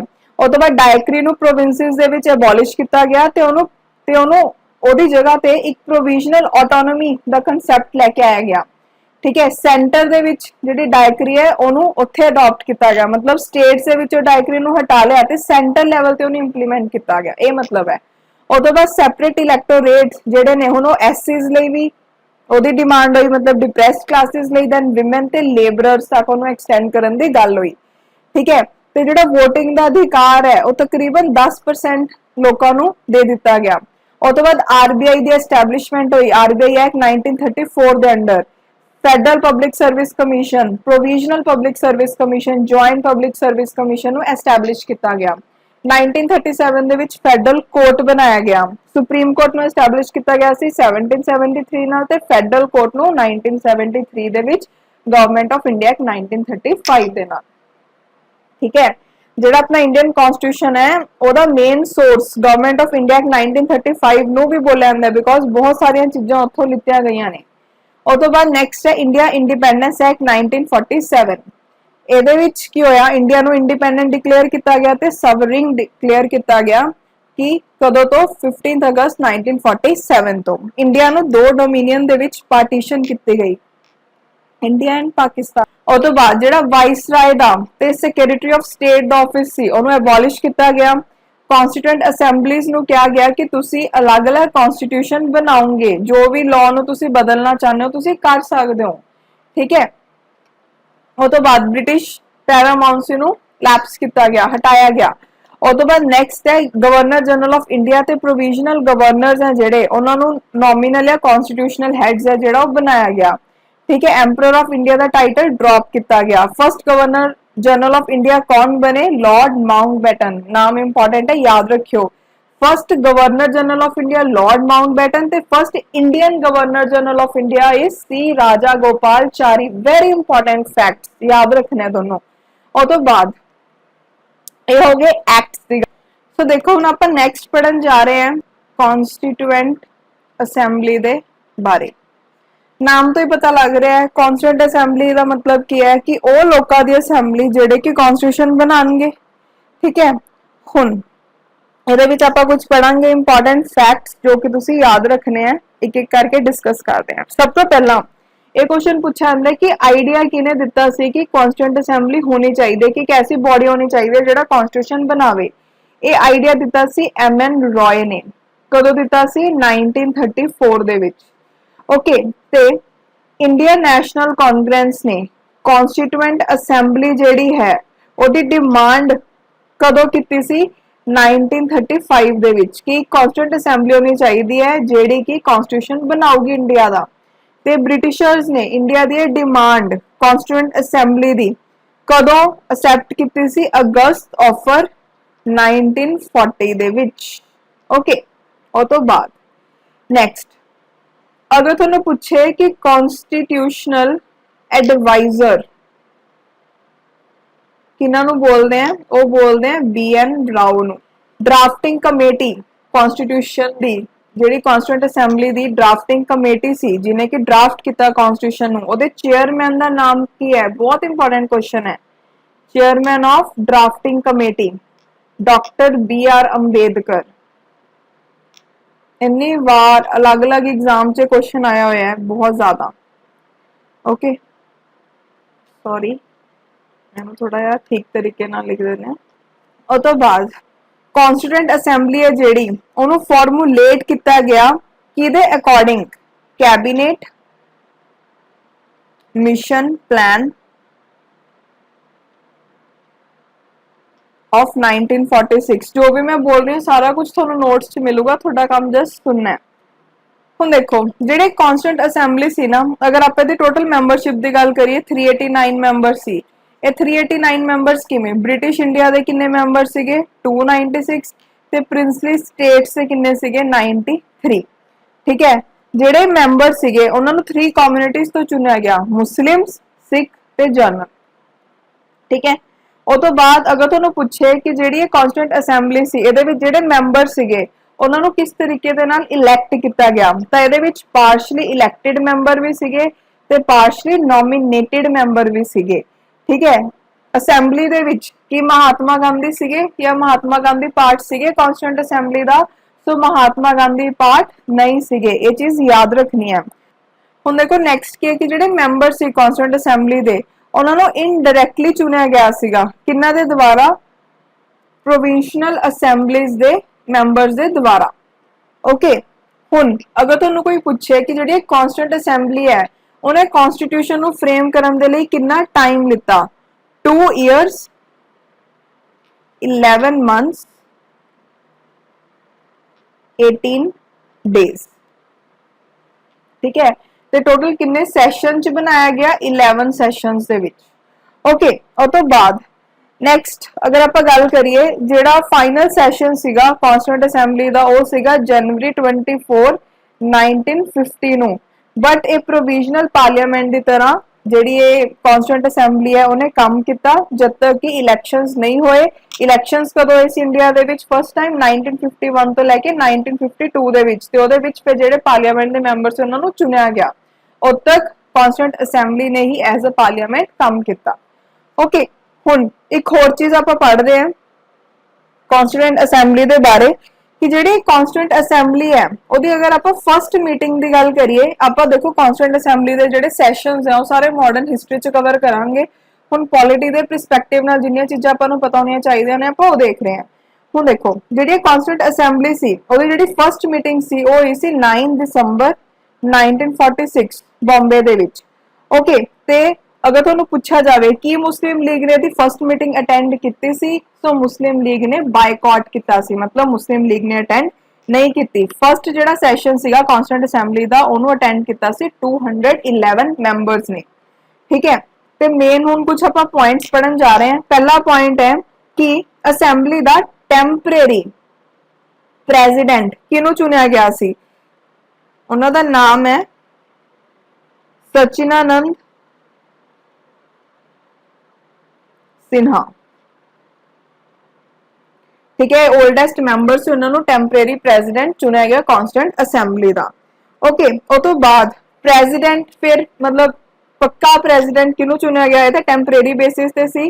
सो प्रेजिडेंट फाइनली कौन बने कॉन्स्टेंट असैंबली दे? डॉक्टर राजेंद्र प्रसाद। ये बहुत बार पूछा जाता है पेपर च क्वेश्चन, सो याद रखियो। उस तो बाद वाइस प्रेजिडेंट कौन कौन सीगे? दो सीगे वाइस प्रेजिडेंट, एच.सी. मुखर्जी ते सेकंड है वी.टी. कृष्णमचारी। ठीक है, उस तो बाद जेड़ा ऑब्जेक्टिव रेजोल्यूशन सी, ऑब्जेक्टिव रेजोल्यूशन बेसिकली जेड़ा पंडित जवाहरलाल नेहरू ने स्पीच दी सी ओनी ऑब्जेक्टिव रेजोल्यूशन मन्निया गया। ठीक है, जेड़ा ऑब्जेक्टिव रेजोल्यूशन सीगा वो पंडित जवाहरलाल नेहरू ने कदों पास किया? 13 दिसंबर 1946। ठीक है, तो ऑब्जेक्टिव रेजोल्यूशन किने दिता सी? जवाहरलाल नेहरू ने। उस तो बाद जदों माउंटबेटन प्लान, जदों मतलब इंडिया का पार्टीशन हो गया माउंटबेटन प्लान के अंडर, उस तो बाद जेडे मैंबर सीगे ना मुस्लिम लीग दे उन्होंने भी कॉन्स्टिट्यूएंट असैंबली नू ज्वाइन कर लिया सी। ठीक है, सो ये कुछ इंपॉर्टेंट फैक्ट्स हैं, याद रखियो। हुण इस तो बाद आपां देखदे हां कमेटीज किहड़ियां-किहड़ियां सी। सो सब तो पहला आप गल करते हैं मेजर कमेटीज की। कॉन्स्टिट्यूएंट असैंबली दे विच 8 मेजर कमेटी सीगियां ते बाकी दी माइनर कमेटी सी। इहदे विच क्वेश्चन की पूछा जांदा है? मेजर कमेटीज दे हेड पूछा जांदा है कि उन्होंने कौन हेड कर रहे सी। सो यूनियन पावर कमेटी नू Jawaharlal Nehru, union constitutional committee नू Jawaharlal Nehru, provisional constitution committee नू सरदार पटेल, ड्राफ्टिंग कमेटी दे हेड कौन सीगे? Doctor B R. अंबेडकर। बहुत इंपॉर्टेंट है। ठीक है, यूनियन वाला जवाहरलाल नेहरू, प्रोविजनल दे सरदार पटेल, ड्राफ्टिंग दे B R. Ambedkar. Advisory committee on fundamental right, minority, tribal and excluded areas भी सरदार पटेल। और तो बाद rules of procedure committee they doctor Rajendra Prasad. States committee that is committee for negotiating with states, Jawaharlal Nehru. Steering committee Rajendra Prasad. ये नाम याद रखने इंपॉर्टेंट है, पूछे होंगे कई पेपर। ठीक है, इजी है। यूनियन वाले दे जवाहरलाल नेहरू, प्रोविजनल वाले दे ਜਿਹੜੀ ਐਡਵਾਈਜ਼ਰੀ ਕਮੇਟੀ ਸੀ ਫੰਡਾਮੈਂਟਲ ਰਾਈਟਸ ਤੇ ਮਾਈਨੋਰਿਟੀਜ਼ ਤੇ ਟ੍ਰਾਈਬਲ ਐਕਸਕਲੂਡਡ ਏਰੀਆਜ਼ ਉਹਦੇ ਸਰਦਾਰ ਪਟੇਲ। ਉਸ ਤੋਂ ਬਾਅਦ ਕਨਸਟੀਟਿਊਸ਼ਨ ਨੂੰ ਡਰਾਫਟ ਕਰਨ ਵਾਲੀ ਜਿਹੜੀ ਕਮੇਟੀ ਸੀ ਉਹਦੇ ਹੈਡ ਸੀ ਡਾਕਟਰ ਬੀ.ਆਰ. ਅੰਬੇਦਕਰ। ਰਾਜਿੰਦਰ ਪ੍ਰਸਾਦ ਕਿੰਨਾ ਦੇ ਸੀ? ਜਿਹੜੇ ਰੂਲਸ ਆਫ ਪ੍ਰੋਸੀਜਰ ਕਮੇਟੀ ਸੀ ਤੇ ਸਟੀਅਰਿੰਗ ਕਮੇਟੀ ਸੀ। ਆਪਾਂ ਨੂੰ ਪਤਾ ਨਾ ਕਿ ਅਗਰ ਆਪਾਂ ਨੇ ਸਟੀਅਰਿੰਗ ਜਿਹੜੇ ਕਾਰ ਦਾ ਸਟੀਅਰ ਹੁੰਦਾ ਹੈ ਉਹਨੂੰ ਠੀਕ ਢੰਗ ਨਾਲ ਚਲਾਉਣਾ ਤਾਂ ਕੁਝ ਰੂਲਸ ਰੈਗੂਲੇਸ਼ਨਸ ਫੋਲੋ ਕਰਨੇ ਪੈਂਦੇ ਆ। ਠੀਕ ਹੈ, ਸੋ ਐਵੇਂ ਯਾਦ ਰੱਖ ਸਕਦੇ ਹੋ। ਉਸ ਤੋਂ ਬਾਅਦ ਸਟੇਟਸ ਕਮੇਟੀ ਦੇ ਵੀ Jawaharlal Nehru. Next minor committees. हुण माइनर कमेटीज दे देखते हैं, इन्हों बस एक बार पढ़ लियो, इंपॉर्टेंट नहीं है। मेन मेजर कमेटीज हैं। माइनर कमेटीज देख लो, finance and staff committee doctor Rajendra Prasad, credential committee Alladi Krishnaswamy Iyer, then house committee B Pattabhi Sitaramayya, order of business committee K M. Munshi, ad hoc committee on national flag doctor Rajendra Prasad, committee on functions of constituent assembly G V. Mavalankar, ad hoc committee on supreme court S Varadachari, committee on chief commissioner provinces B Pattabhi Sitaramayya, expert committee on financial provisions of union constitution Nalini Ranjan Sarkar, linguistic provinces commission S K Dar, then special committee to examine the draft constitution Jawaharlal Nehru, press gallery committee Usha Nath Sen, ad hoc committee on citizenship S Varadachari. ये वाले जेडे committee से question है ना, ये तो UPSC च भी बहुत रेयरली पूछते हैं। ठीक है, सो पीपीएससी दे विच तां मुश्किल है ना ऊपर क्वेश्चन आना, बट मेरी तरफ तो मैं अपना पूरा सिलेबस तुहानूं कवर करवाना चाहनी है, इसलिए मैं ऐड किया टॉपिक नूं। सो एक बार बस देख लियो, इन्ना इंपॉर्टेंट नहीं है, आ याद रखने तुहानूं। और तो बाद नेक्स्ट है ड्राफ्टिंग कमेटी। देखो ड्राफ्टिंग कमेटी के ऊपर कई बार क्वेश्चन देखने को मिले यूपीएससी दे विच। ओके, सो एक बार इनू जरूर पढ़ लियो। जिन्नियां भी कमेटी सी उन्हां विचों जिहड़ा सब तो इंपॉर्टेंट रोल सीगा, ठीक है, वो सीगा ड्राफ्टिंग कमेटी दा। ठीक है, ते इहदे विच 7 मैंबर सीगे ते इहनूं सैटअप किया गया 29 अगस्त 1947 नूं। ठीक है, बेसिकली एक कमेटी का काम की सीगा न्यू कॉन्स्टिट्यूशन नु ड्राफ्ट करना ते कौन कौन मैंबर सी B R Ambedkar chairman Gopalaswami Ayyangar Alladi Krishnaswamy Iyer K M Munshi Syed Mohammad Saadulla so जेडे माधव राव से उन्होंने रिप्लेस किया सी बीएल मिल्टन नु बीएल मिल्टन ने रिजाइन देता सी बैड हेल्थ दे करके देन डीपी केतन दी डेथ हो गई सी 1948 दे विच ते उन्हां नु रिप्लेस किया सी टी कृष्णमचारी ने ठीक है सो ये 7 मेंबर्स इन्हां दा नाम याद रखना है इन्हां ने काफी सारी कमेटीज दा प्रपोजल देखे ते इन्हां ने फर्स्ट ड्राफ्ट है जेड़ा कॉन्स्टिट्यूशन ऑफ इंडिया दा वो तैयार किया सी फरवरी 1948 दे विच ठीक है जेडे लोग सी इंडिया दे उन्हां नु 8 मंथ्स दिते गए ड्राफ्ट दे ऊपर डिस्कशन करन दे लई ते अमेंडमेंट्स दस्सण दे लई अमेंडमेंट्स मतलब कि की चेंजेस लेके आए जाण ਜਿਹੜੀ ਡਰਾਫਟਿੰਗ ਕਮੇਟੀ ਸੀ ਉਹਨੇ ਸੈਕੰਡ ਡਰਾਫਟ ਨੂੰ ਪ੍ਰਿਪੇਅਰ ਕੀਤਾ ਜਿਹਨੂੰ ਪਬਲਿਸ਼ ਕੀਤਾ ਗਿਆ 1948 ਦੇ ਵਿੱਚ ਅਕਤੂਬਰ ਦੇ ਵਿੱਚ ਡਰਾਫਟਿੰਗ ਕਮੇਟੀ ਨੇ 6 ਮਹੀਨਿਆਂ ਤੋਂ ਵੀ ਘੱਟ ਦਾ ਟਾਈਮ ਲਿੱਤਾ ਡਰਾਫਟ ਨੂੰ ਪ੍ਰਿਪੇਅਰ ਕਰਨ ਦੇ ਲਈ ਠੀਕ ਹੈ ਤੇ 141 ਡੇਜ਼ ਲਈ ਇਹ ਬੈਠੇ ਸੀ ਤੇ ਉਹਦੇ ਵਿੱਚ ਇਹਨਾਂ ਨੇ ਪੂਰਾ ਡਰਾਫਟ ਤਿਆਰ ਕਰਤਾ ਸੀ ਕਨਸਟੀਟਿਊਸ਼ਨ ਦਾ ਨੈਕਸਟ ਹੁਣ ਦੇਖੋ ਇੰਡੀਅਨ ਇੰਡੀਪੈਂਡੈਂਸ ਐਕਟ 1947 ਦੇ ਨਾਲ ਕੀ ਚੇਂजेस ਆਏ ਸੀ ਬੇਸਿਕਲੀ ਜਿਹੜੀ ਕਨਸਟੀਟਿਊਐਂਟ ਅਸੈਂਬਲੀ ਸੀ ਉਹਨੂੰ ਫੁੱਲ ਸਵਰਿੰਗ ਬਾਡੀ ਬਣਾਇਆ ਗਿਆ ਠੀਕ ਹੈ ਕਿ ਉਹ ਕੋਈ ਵੀ ਲਾਅ ਨੂੰ ਬਣਾ ਸਕਦੀ ਹੈ ਤੇ ਐਲਟਰ ਕਰ ਸਕਦੀ ਹੈ ਮਤਲਬ ਚੇਂजेस ਲੈ ਕੇ ਆ ਸਕਦੀ ਹੈ ਹੁਣ ਜਿਹੜੀ ਅਸੈਂਬਲੀ ਹੈ ਇਹਨੂੰ ਦੋ ਫੰਕਸ਼ਨਸ ਦਿੱਤੇ ਗਏ ਕਿ ਅਲੱਗ-ਅਲੱਗ ਦਿਨਾਂ ਤੇ ਦੋ ਫੰਕਸ਼ਨਸ ਕਰੂ ਇਹਦੇ ਉੱਪਰ ਵੀ ਕੁਐਸਚਨ ਆਇਆ ਪੇਪਰ ਸੋ ਇਹ ਮੈਂ ਇਨਕਲੂਡ ਕੀਤਾ ਕਿ ਇਹ ਇੱਕ ਤਾਂ ਲੈਜਿਸਲੇਟਿਵ ਬਾਡੀ ਦੀ ਤਰ੍ਹਾਂ ਕੰਮ ਕਰੂਗੀ ਤੇ ਇੱਕ ਇਹ ਕੰਮ ਕਰੂਗੀ ਤੇ ਸੈਕੰਡ ਇਹ ਕੰਮ ਕਰੂਗੀ ਐਜ਼ कॉन्स्टिट्यूएंट बॉडी जदों ये लैजिस्लेटिव बॉडी की तरह मिलूगी उदों चेयर इनू करनगे जीवी मलवंकर ते जदों ये मिलूगी एज कॉन्स्टिट्यूएंट बॉडी उदों राजेंद्र प्रसाद चेयर करनगे ठीक है जेडी ये असेंबली है ओनू first parliament of free India बोलिया गया ठीक है जेडे दो फंक्शन सी वो ये कमेटी ने 26 नवंबर 1949 तक कंटिन्यू रखे ਜਦੋਂ ਮੁਸਲਿਮ ਲੀਗ ਦੇ ਮੈਂਬਰਸ ਨੇ ਵਿਡਰਾ ਕਰ ਲਿਆ ਤਾਂ ਜਿਹੜੀ ਟੋਟਲ ਸਟਰੈਂਥ ਹੈ ਉਹ 299 ਹੋ ਗਈ ਸੀ 389 ਤੋਂ ਬਾਅਦ ਠੀਕ ਹੈ ਉਹ ਤੋਂ ਬਾਅਦ ਨੈਕਸਟ ਦੇਖੋ ਹੁਣ ਕਨਸਟੀਟਿਊਐਂਟ ਅਸੈਂਬਲੀ ਨੇ ਕਿਹੜੇ-ਕਿਹੜੇ ਫੰਕਸ਼ਨਸ ਪਰਫਾਰਮ ਕੀਤੇ ਸਭ ਤੋਂ ਪਹਿਲਾਂ ਤਾਂ ਇਹਨਾਂ ਨੇ ਕਨਸਟੀਟਿਊਸ਼ਨ ਬਣਾਇਆ ਤੇ ਇਹਨਾਂ ਨੇ ਆਰਡੀਨਰੀ ਲਾਜ਼ ਬਣਾਏ ਇੰਡੀਆ ਦੀ ਮੈਂਬਰਸ਼ਿਪ ਕਾਮਨਵੈਲਥ ਦੇ ਵਿੱਚ ਇਹਨਾਂ ਨੇ ਰੈਟੀਫਾਈ ਕੀਤੀ ਸੀ 1949 ਮਈ ਦੇ ਵਿੱਚ ਨੈਸ਼ਨਲ ਫਲੈਗ ਨੂੰ ਅਡਾਪਟ ਕੀਤਾ जुलाई 22 1947 ਦੇ ਵਿੱਚ ਹੁਣ ਇਹਨੂੰ ਯਾਦ ਕਿਵੇਂ ਰੱਖੋਗੇ ਜੁਲਾਈ 7th ਮੰਥ ਹੁੰਦਾ ਹੈ ਤੇ 2 + 2 ਕਿੰਨੇ ਹੋ ਗਏ 4 ਸੋ 1947 ਦਾ ਈਅਰ ਯਾਦ ਰੱਖ ਸਕਦੇ ਹੋ ਤੁਸੀਂ ਉਸ ਤੋਂ ਬਾਅਦ ਨੈਸ਼ਨਲ ਐਂਥਮ ਨੂੰ ਅਡਾਪਟ ਕੀਤਾ ਗਿਆ 24 ਜਨਵਰੀ 1950 ਦੇ ਵਿੱਚ ਓਕੇ ਦੈਨ ਨੈਸ਼ਨਲ ਸੌਂਗ ਨੂੰ ਅਡਾਪਟ ਕੀਤਾ ਗਿਆ 24 ਜਨਵਰੀ 1950 ਦੇ ਵਿੱਚ डॉक्टर राजेंद्र प्रसाद नु फर्स्ट प्रेसिडेंट ऑफ इंडिया बनाया गया 24 जनवरी 1950 ਦੇ ਵਿੱਚ ਦੇਖੋ 24 ਜਨਵਰੀ 1950 ਨੂੰ ਨੈਸ਼ਨਲ ਐਂਥਮ ਅਡਾਪਟ ਕੀਤਾ ਨੈਸ਼ਨਲ ਸੌਂਗ ਅਡਾਪਟ ਕੀਤਾ ਤੇ ਰਾਜਿੰਦਰ ਪ੍ਰਸਾਦ ਨੂੰ ਫਰਸਟ ਪ੍ਰੈਜ਼ੀਡੈਂਟ ਆਫ ਇੰਡੀਆ ਬਣਾਇਆ ਗਿਆ ਠੀਕ ਹੈ ਨੈਸ਼ਨਲ ਫਲੈਗ ਕਦੋਂ ਕੀਤਾ ਸੀ 22 ਜੁਲਾਈ 1947 ਤੇ ਨੈਸ਼ਨਲ ਐਂਥਮ 24 ਜਨਵਰੀ 1950 ਬਹੁਤ ਇੰਪੋਰਟੈਂਟ ਹੈ ਯਾਦ ਰੱਖਿਓ ਇਹ ਡੇਟ ਸਾਰੀਆਂ ਇੰਪੋਰਟੈਂਟ ਹੈ ਉਸ ਤੋਂ ਬਾਅਦ ਹੁਣ ਆਪਾਂ ਨੈਕਸਟ ਗੱਲ ਕਰਦੇ ਹਾਂ कुछ होर इंपॉर्टेंट फैक्ट दी वो चीज़ां वैसे मैं तुहानू दस चुकी हैं एक फैक्ट याद रखियो कि जो कॉन्स्टिट्यूशन कॉन्स्टिट्यूएंट असैंबली ने बनाया ठीक है या आप कह सकते जो कॉन्स्टिट्यूएंट असैंबली ने कॉन्स्टिट्यूशन अडॉप्ट किया कदों किया पहला ही दसिया सी 26 नवंबर 1949 नू उस टाइम ते जिहड़ा कॉन्स्टिट्यूशन सीगा ओहदे विच 395 तां सीगे आर्टिकल्स ते 8 सीगे शेड्यूल्स ठीक है ये चीज याद रखियो हुण आपां प्रेजेंट किन्ने वो भी पढ़ांगे नैक्सट पॉइंट दे विच बस तुसीं इन्ना याद रखना है ओके ते एक चीज होर याद रखियो कि जिहड़ी प्रीएम्बल सी ना कॉन्स्टिट्यूशन दी ओनू बाद च बनाया गया सी कॉन्स्टिट्यूशन दे बनन तो बाद ठीक है सो हुण आपां नैक्सट गल करदे हां कॉन्स्टिट्यूशन दे सेलिएंट फीचर सब तो पहला फीचर कॉन्स्टिट्यूशन दा की है कि लेंथीएस्ट रिटन कॉन्स्टिट्यूशन है ठीक है देखो जदों कॉन्स्टिट्यूशन नूं बनाया गया 1949 दे विच कह लो जो अडॉप्ट किया गया उस टाइम पे अपने गल की कि ਇਹਦੇ ਵਿੱਚ ਇੱਕ ਤਾਂ ਪ੍ਰੀਐਂਬਲ ਸੀ, 395 ਆਰਟੀਕਲ ਸੀ, 8 ਸ਼ੈਡਿਊਲ ਸੀ ਤੇ ਉਹਨੂੰ ਡਿਵਾਈਡ ਕੀਤਾ ਗਿਆ ਸੀ 22 ਪਾਰਟਸ ਦੇ ਵਿੱਚ। ਠੀਕ ਹੈ, ਹੁਣ ਅਗਰ ਆਪਾਂ ਪ੍ਰੈਜ਼ੈਂਟ ਦੀ ਗੱਲ ਕਰੀਏ ਤਾਂ ਇਸ ਟਾਈਮ ਦੇ ਵਿੱਚ ਜਿਹੜਾ ਕਨਸਟੀਟਿਊਸ਼ਨ ਹੈ ਉਹਦੇ ਵਿੱਚ 448 ਆਰਟੀਕਲਸ ਹੈ।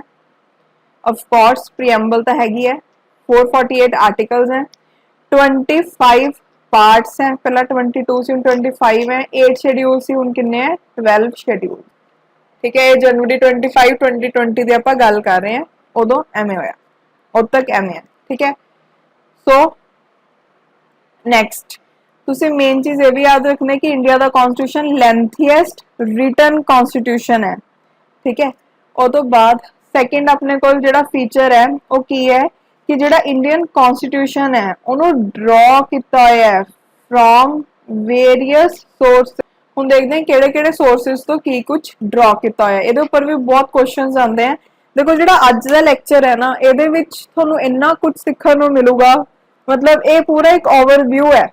ठीक है, सो अगर थोनों लगे ना कि तुसी थक गए सुन के तो पानी पुनी पी लो, 5-10 मिनट रेस्ट कर लो, बट इनू अच्छे तरीके नाल करियो। ओके, सो सब तो पहला हुण आपां देखदे हैं कि कॉन्स्टिट्यूशन दे विच जिहड़ा कॉन्स्टिट्यूशन सीगा यूनाइटेड स्टेट्स ऑफ अमेरिका दा, उहदे विचों की चीज़ां लितियां गईयां इंडियन कॉन्स्टिट्यूशन दे विच। मैं ट्रिक्स भी दसूंगी जिहदे नाल तुहानूं ईजी हो जाऊगा याद करना। सो देखदे हैं, देखो अगर आपां अमेरिका की गल करिए तो अमेरिका की गल जो तुसीं करदे हो तो तुहाडे दिमाग दे विच जिहड़ी सब तो इंपॉर्टेंट पोस्ट आंदी है वो किहड़ी आंदी है? प्रेजिडेंट दी। स्पीच दिंदे तुसीं बहुत बार सुनिया होगा प्रेजिडेंट नूं। ठीक है, सो प्रेजिडेंट का चेहरा आंदा जो आपां अमेरिका बारे सोच रहे हैं। और तो बाद मेन अमेरिका दे विच जिहड़ी सब तो इंपॉर्टेंट पावर है वो हैगी है प्रेजिडेंट। सैकेंड नंबर पे की है कि उत्थे एक होर इंपॉर्टेंट पावर है वो हैगी उत्थे दी जुडिशरी दे कोल। ठीक है, जुडिशरी नूं मैं सुप्रीम कोर्ट बोल रही हूँ। सो उत्थे दी जिहड़ी जुडिशरी है वो भी बहुत ज़्यादा तगड़ी है। और तो बाद अमेरिका दे विच जिहड़े लोकां दे राइट्स हैं, अधिकार हैं, ओहदी भी बहुत गल कीती जांदी है। अमेरिका कहंदा है कि असीं पूरी दुनिया दे विच जिवें अफगानिस्तान की गल करिए कि उत्थे दे लोकां दे अधिकारां दे लई अमेरिका उत्थे सीगा। ठीक है, सो राइट्स की बहुत गल करदे आ अमेरिका। हुण देखो इहदे विच किहड़े-किहड़े फीचर्स इंडिया ने अमेरिकन कॉन्स्टिट्यूशन तो लिते हुए ने। सब तो पहला फंडामेंटल राइट्स, ये राइट्स तो तुहानूं याद हो जाऊगा।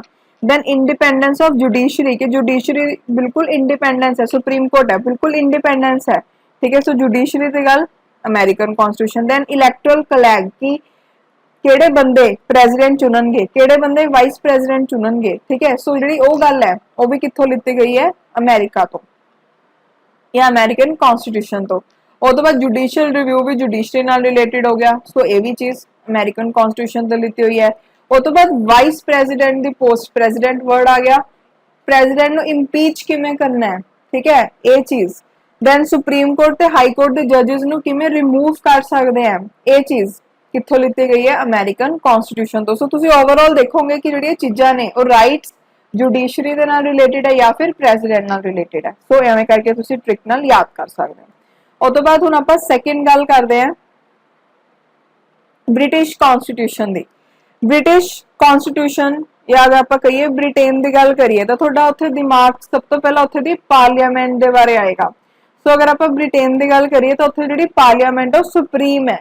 ठीक है, सो जिहड़ा पार्लियामेंट्री गवर्नमेंट है, इंडिया दे विच भी पार्लियामेंट्री गवर्नमेंट है। सो ये चीज़ आपां ने कित्थों लिती है? ब्रिटिश कॉन्स्टिट्यूशन तो। सिंगल सिटीजनशिप की गल ब्रिटिश कॉन्स्टिट्यूशन तो। याद रखियो ऐसी केड़ी कंट्री है जिथे डुअल सिटीजनशिप है, वो है यूएसए। ठीक है, ये बहुत बार पेपर क्वेश्चन पूछा जाता है। सो यूएसए दे विच डबल सिटीजनशिप है। ठीक है, UK they which that is British constitution तो अपन ने की लिता है सिंगल सिटीजनशिप दा कंसेप्ट। रूल ऑफ लॉ अपन को पता है पार्लियामेंट दे विच लॉज बनाए जाते हैं। सो एवें तुसीं इहनूं रिलेट कर सकते हो। देन रिट्स जिहड़ियां ने वो भी ब्रिटिश कॉन्स्टिट्यूशन तो लितियां ने। मैंडेमस वगैरह वो सब आप डिस्कस करांगे सुप्रीम कोर्ट हाई कोर्ट के बारे जो पढ़ांगे। और तो बाद स्पीकर तो उहदा रोल की है, ये भी ब्रिटिश कॉन्स्टिट्यूशन तो लिता है। अपन को पता है ना स्पीकर लोक सभा का रेगुलेट करता है। ठीक है, और तो बाद नेक्स्ट है बाय कैमरलिज्म। बाय कैमरलिज्म मतलब की है कि अपने को सेंटर लेवल ते पार्लियामेंट है, स्टेट लेवल ते स्टेट लेजिस्लेचर है ते पार्लियामेंट दे 2 हाउसेस है, लोक सभा राज्य सभा ਤੇ ਸਟੇਟ ਦੇ ਵਿੱਚ ਵੀ ਸਟੇਟ ਲੈਜਿਸਲੇਟਿਵ ਅਸੈਂਬਲੀ ਹੈ, ਸਟੇਟ ਲੈਜਿਸਲੇਟਿਵ ਕਾਉਂਸਲ ਹੈ। ਇਹ ਗੱਲਾਂ ਕਿੱਥੋਂ ਸਿੱਖੀਆਂ ਨੇ? ਬ੍ਰਿਟਿਸ਼ ਕਨਸਟੀਟਿਊਸ਼ਨ ਤੋਂ, ਪਾਰਲੀਮੈਂਟ ਨਾਲ ਰਿਲੇਟਡ ਹੋ ਗਿਆ। ਦੈਨ ਲੈਜਿਸਲੇਟਿਵ ਪ੍ਰੋਸੀਜਰਸ ਕਿ ਕਿਸ ਤਰੀਕੇ ਦੇ ਨਾਲ ਪਾਰਲੀਮੈਂਟ ਕੰਮ ਕਰੂਗੀ, ਕਿਸ ਤਰੀਕੇ ਦੇ ਨਾਲ ਬਿਲਸ ਉੱਥੇ ਪਾਸ ਹੋਣਗੇ, ਇਹ ਵੀ ਗੱਲਾਂ ਕਿੱਥੋਂ ਆਈਆਂ ਨੇ? ਬ੍ਰਿਟਿਸ਼ ਕਨਸਟੀਟਿਊਸ਼ਨ ਤੋਂ। ਉਹ ਤੋਂ ਬਾਅਦ next Canadian constitution. Canadian constitution तो ਆਪਾਂ ਨੇ ਕੀ ਲਿੱਤਾ ਹੈ? ਦੇਖੋ ਸਭ ਤੋਂ ਪਹਿਲਾਂ ਅਗਰ ਤੁਸੀਂ ਦੇਖੋਗੇ कैनेडियन कॉन्स्टिट्यूशन यानी कि ਇੱਥੇ C वर्ड है ਜਿਹੜਾ ਬਹੁਤ ਆ ਰਿਹਾ ਹੈ। सो C for Canadian constitution, C for centre यानी कि कैनेडियन कॉन्स्टिट्यूशन ਜਿਹੜਾ ਹੈ ਉਹ ਕਿ ਸੈਂਟਰ ਜਿਹੜਾ ਹੈ ਬਹੁਤ ਪਾਵਰਫੁਲ ਹੈ, ਇਹਦੀ ਗੱਲ ਕਰਦਾ ਹੈ। ਸੋ ਫੈਡਰਲ ਸਟਰਕਚਰ ਹੋਊਗਾ ਤੇ ਸੈਂਟਰ ਹੈ ਜਿਹੜਾ ਸਟਰੋਂਗ ਹੋਊਗਾ, ਇਹ ਗੱਲ ਆਪਾਂ ਨੇ कैनेडियन कॉन्स्टिट्यूशन ਤੋਂ ਲਿੱਤੀ। ਫੈਡਰਲ ਸਟਰਕਚਰ मतलब ਸੈਂਟਰ ਤੇ ਸਟੇਟ ਲੈਵਲ अलग-अलग, ठीक है। और तो बाद कि सेंटर गवर्नमेंट अलग होगी, स्टेट गवर्नमेंट अलग होगी, ये सब गल्लां। और तो बाद स्टेट गवर्नर्स दी अपॉइंटमेंट सेंटर द्वारा की जाऊगी, एक चीज उत्थों लिती। रेजिडरी पावर सेंट्रल गवर्नमेंट को रहनगियां, एक गल उत्थों लिती, मतलब सेंटर सुप्रीम नजर आ रहा है ना तुहानू। और तो बाद इरिश या Irish constitution, not Irish, Irish बोलांगे, आयरिश कॉन्स्टिट्यूशन उत्थों आपां ने की कुछ लिता है। अगर आपां पहला पॉइंट देखियो है directive principles of state policy. So directive principles of state policy दा मैं डी ले लेनी है फर्स्ट लैटर। और तो बाद राज्य सभा दे मैंबर्स दी नॉमिनेशन किवें कीती है, ये भी अपन ने आयरिश कॉन्स्टिट्यूशन तो लिता है, सो एदा मैं आर ले लेनी है। देन प्रेसिडेंट दा इलेक्शन किवें करना है, ये भी मैथड जिहड़ा है ये भी आयरिश कॉन्स्टिट्यूशन तो लिता गया है। सो अगर तुसीं देखोगे आयरिश कॉन्स्टिट्यूशन, सो रिश ते रेड ਜਿਹੜਾ ਹੈ ਇਹਨਾਂ ਤੁਸੀਂ ਇਹਨੂੰ ਇੰਟਰ ਰਿਲੇਟ ਕਰ ਲਓਗੇ, ठीक है। आर आ रहा है ना, सो ਐਵੇਂ करके इंटर रिलेट कर लियो, एक याद करने ਦਾ तरीका है बस। और तो बाद नेक्स्ट है फ्रेंच कॉन्स्टिट्यूशन। फ्रेंच कॉन्स्टिट्यूशन तो अपन ने ਕਿਹੜੇ आइडियाज लेते हैं? Liberty, equality, fraternity. प्रैम्बल ਦੇ ਵਿੱਚ ਜਿਹੜੇ ਆਪਣੇ ਇਹ आइडियाज ਨੇ ਇਹ ਆਪਾਂ ਨੇ फ्रेंच कॉन्स्टिट्यूशन तो लेते हैं। F for French, F for fraternity मतलब भाईचारे ਦੀ ਗੱਲ, ठीक है। और तो बाद नेक्स्ट अपने को है ऑस्ट्रेलियन कॉन्स्टिट्यूशन। ऑस्ट्रेलियन कॉन्स्टिट्यूशन तो की लेता है? देखो सब तो पहला अगर तुसी ऑस्ट्रेलियन देखोगे तो ਇਹਦੇ ਵਿੱਚ ट्रै करके आ रहा है, ट्रै ਨੂੰ ਤੁਸੀਂ ट्रेड ਨਾਲ इंटर रिलेट कर लियो, ठीक है। सो ऑस्ट्रेलिया तो ਆਪਾਂ ट्रेड ਨਾਲ रिलेटेड काफी चीज़ां लितियां ने, जिवें कि ट्रेड दी फ्रीडम है, ट्रेड ते कमर्स दी कंट्री ते अलग-अलग स्टेट्स ਦੇ ਵਿੱਚ, ਇਹ ਚੀਜ਼ ਕਿੱਥੋਂ ਲਿੱਤੀ? ऑस्ट्रेलियन कॉन्स्टिट्यूशन ਦੇ ਤੋਂ। दो हाउसेस दी पार्लियामेंट दे जॉइंट सिटिंग हो सकती है, ये चीज किथों लेती है? ऑस्ट्रेलियन कॉन्स्टिट्यूशन तो, ठीक है। और तो बाद कंकरेंट लिस्ट। कंकरेंट लिस्ट अपन को पता है सेंटर ते स्टेट जिहड़ी रूल्स बनांदियां ने, सो सेंटर ते स्टेट दोनों दी गल आ गई, ठीक है। ते सेंटर ते स्टेट ऊपर अपन ट्रेडिंग दा देख रहे सी, सो एवें इंटर रिलेट कर लियो, ये चीज भी किथों लेती अपन ने? ऑस्ट्रेलियन कॉन्स्टिट्यूशन तो। और तो बाद नेक्स्ट अपने को है USSR, that is constitution of Soviet union, that is Russia, ठीक है। उत्थों की लिता है? Fundamental duties under article 51A ते ideal of justice, social economic political जिहड़ा है प्रीएम्बल दे विच, वो चीज आपां ने रशिया तो लिती है। हुण देखो आपां नूं पता है रशिया ते इंडिया दी बहुत गहरी दोस्ती है, दोनों फ्रेंड्स हैं। अगर दोनों फ्रेंड्स हैं तो इन्हां दोनों दी आपस च ड्यूटी बनदी है ना कि एक दूजे दे जस्टिस लई काम करन, जदों एक कंट्री नाल गलत होवे तो दूजा आवाज उठाना होगा। सो ड्यूटीज तो फंडामेंटल ड्यूटीज याद रखियो ते जस्टिस तो आइडल ऑफ जस्टिस जिहड़ा प्रीएम्बल च है वो यूएसएसआर तो लिता है। और तो बाद नेक्स्ट है constitution of south Africa. South Africa तो की लिता है कि कॉन्स्टिट्यूशन नूं किवें आपां अमेंड कर सकदे हां, ओहदा की प्रोसीजर है, ये चीज ते राज्य सभा दे विच जिहड़े मैंबर्स उन्हां दा किवें इलैक्शन होगा, ये चीज आपां ने लिती है साउथ अफ्रीका दे कॉन्स्टिट्यूशन तो। ਜਦੋਂ ਤੁਸੀਂ ਸਾਊਥ ਅਫਰੀਕਾ ਦਾ ਨਾਮ ਸੁਣਦੇ ਹੋ ਤੁਹਾਡੇ ਦਿਮਾਗ 'ਚ ਕਿਹੜੇ ਲੀਡਰ ਦਾ ਨਾਮ ਆਉਂਦਾ ਹੈ? ਮਹਾਤਮਾ ਗਾਂਧੀ, ठीक है। महात्मा गांधी ने सब तो पहला सत्याग्रह साउथ अफ्रीका च चलाया सी ना, ते उत्थे महात्मा गांधी ने बहुत सारे सुधार किए सी, मतलब अमेंडमेंट्स कीतियां सी। सो अमेंडमेंट नूं तुसीं एवें इंटर रिलेट कर सकते हो। और तो बाद जिहड़े महात्मा गांधी हैं वो इंडिया दे विच जिहड़ा ब्रिटिश राज है या राज्य है उहनूं खत्म करना चाहते सी। सो ब्रिटिश राज तो तुसीं राज्य सभा नूं याद रख सकते हो, ठीक है। सो एवें करके इंटर रिलेट कर लियो। और तो बाद कॉन्स्टिट्यूशन ऑफ जर्मनी तो आपां ने की लिता है कि फंडामेंटल राइट्स नूं एमरजेंसी दे विच सस्पेंड किया जा सकता है। जर्मनी तो आपां नूं किहदा चेहरा नजर आंदा है? हिटलर दा, ठीक है। सो हिटलर जिहड़ा है वो फंडामेंटल राइट्स दिंदा सी लोकां नूं? बिल्कुल भी नहीं। सो सस्पेंड कर दिंदा सी राइट्स, एवें तुसीं याद रख सकदे हो। ਉਹ ਤੋਂ ਬਾਅਦ ਨੈਕਸਟ ਹੈ Japan the constitution. Constitution of Japan ਤੋਂ ਆਪਾਂ ਨੇ ਕੀ ਲਿੱਤਾ ਹੈ? Procedure establish ਬਾय law. ਹੁਣ ਦੇਖੋ ਜਾਪਾਨ ਤੋਂ ਤੁਸੀਂ ਪੀ ਕੱਟ ਦੋ ਤਾਂ ਕੀ ਬਣ ਗਿਆ? ਜਾਨ। ਸੋ ਆਪਾਂ ਕਹਿੰਦੇ ਨੇ ਕਿ ਤੇਰੇ ਚ ਜਾਨ ਹੈਗੀ ਹੈ ਕਿ ਨਹੀਂ ਹੈਗੀ, ਠੀਕ ਹੈ। ਸੋ ਜਾਨ। ਹੁਣ ਦੇਖੋ ਜਿਹੜਾ ਪ੍ਰੋਸੀਜਰ ਐਸਟੈਬਲਿਸ਼ ਬਾय ਲਾਅ ਹੈ ਨਾ, ਉਹਦੀ ਗੱਲ ਕੀਤੀ ਜਾਂਦੀ ਹੈ ਆਰਟੀਕਲ ਨੰਬਰ 21 ਦੇ ਵਿੱਚ। ਜਿਹੜਾ ਆਰਟੀਕਲ ਨੰਬਰ 21 ਹੈ ਉਹ ਹੈਗਾ ਰਾਈਟ ਟੂ ਲਾਈਫ। ਲਾਈਫ ਤੇ ਜਾਨ ਆਪਸ ਇੰਟਰ ਰਿਲੇਟ ਨੇ, ਸੋ ਐਵੇਂ ਯਾਦ ਰੱਖ ਸਕਦੇ ਹੋ। ਉਹ ਤੋਂ ਬਾਅਦ ਨੈਕਸਟ ਹੈ ਗਵਰਨਮੈਂਟ ਆਫ ਇੰਡੀਆ ਐਕਟ 1935। ਹੁਣ ਇਹ ਤੋਂ ਆਪਾਂ ਨੇ ਕੀ ਚੀਜ਼ਾਂ ਲਿੱਤੀਆਂ? Federal scheme, office of governor, public service commission.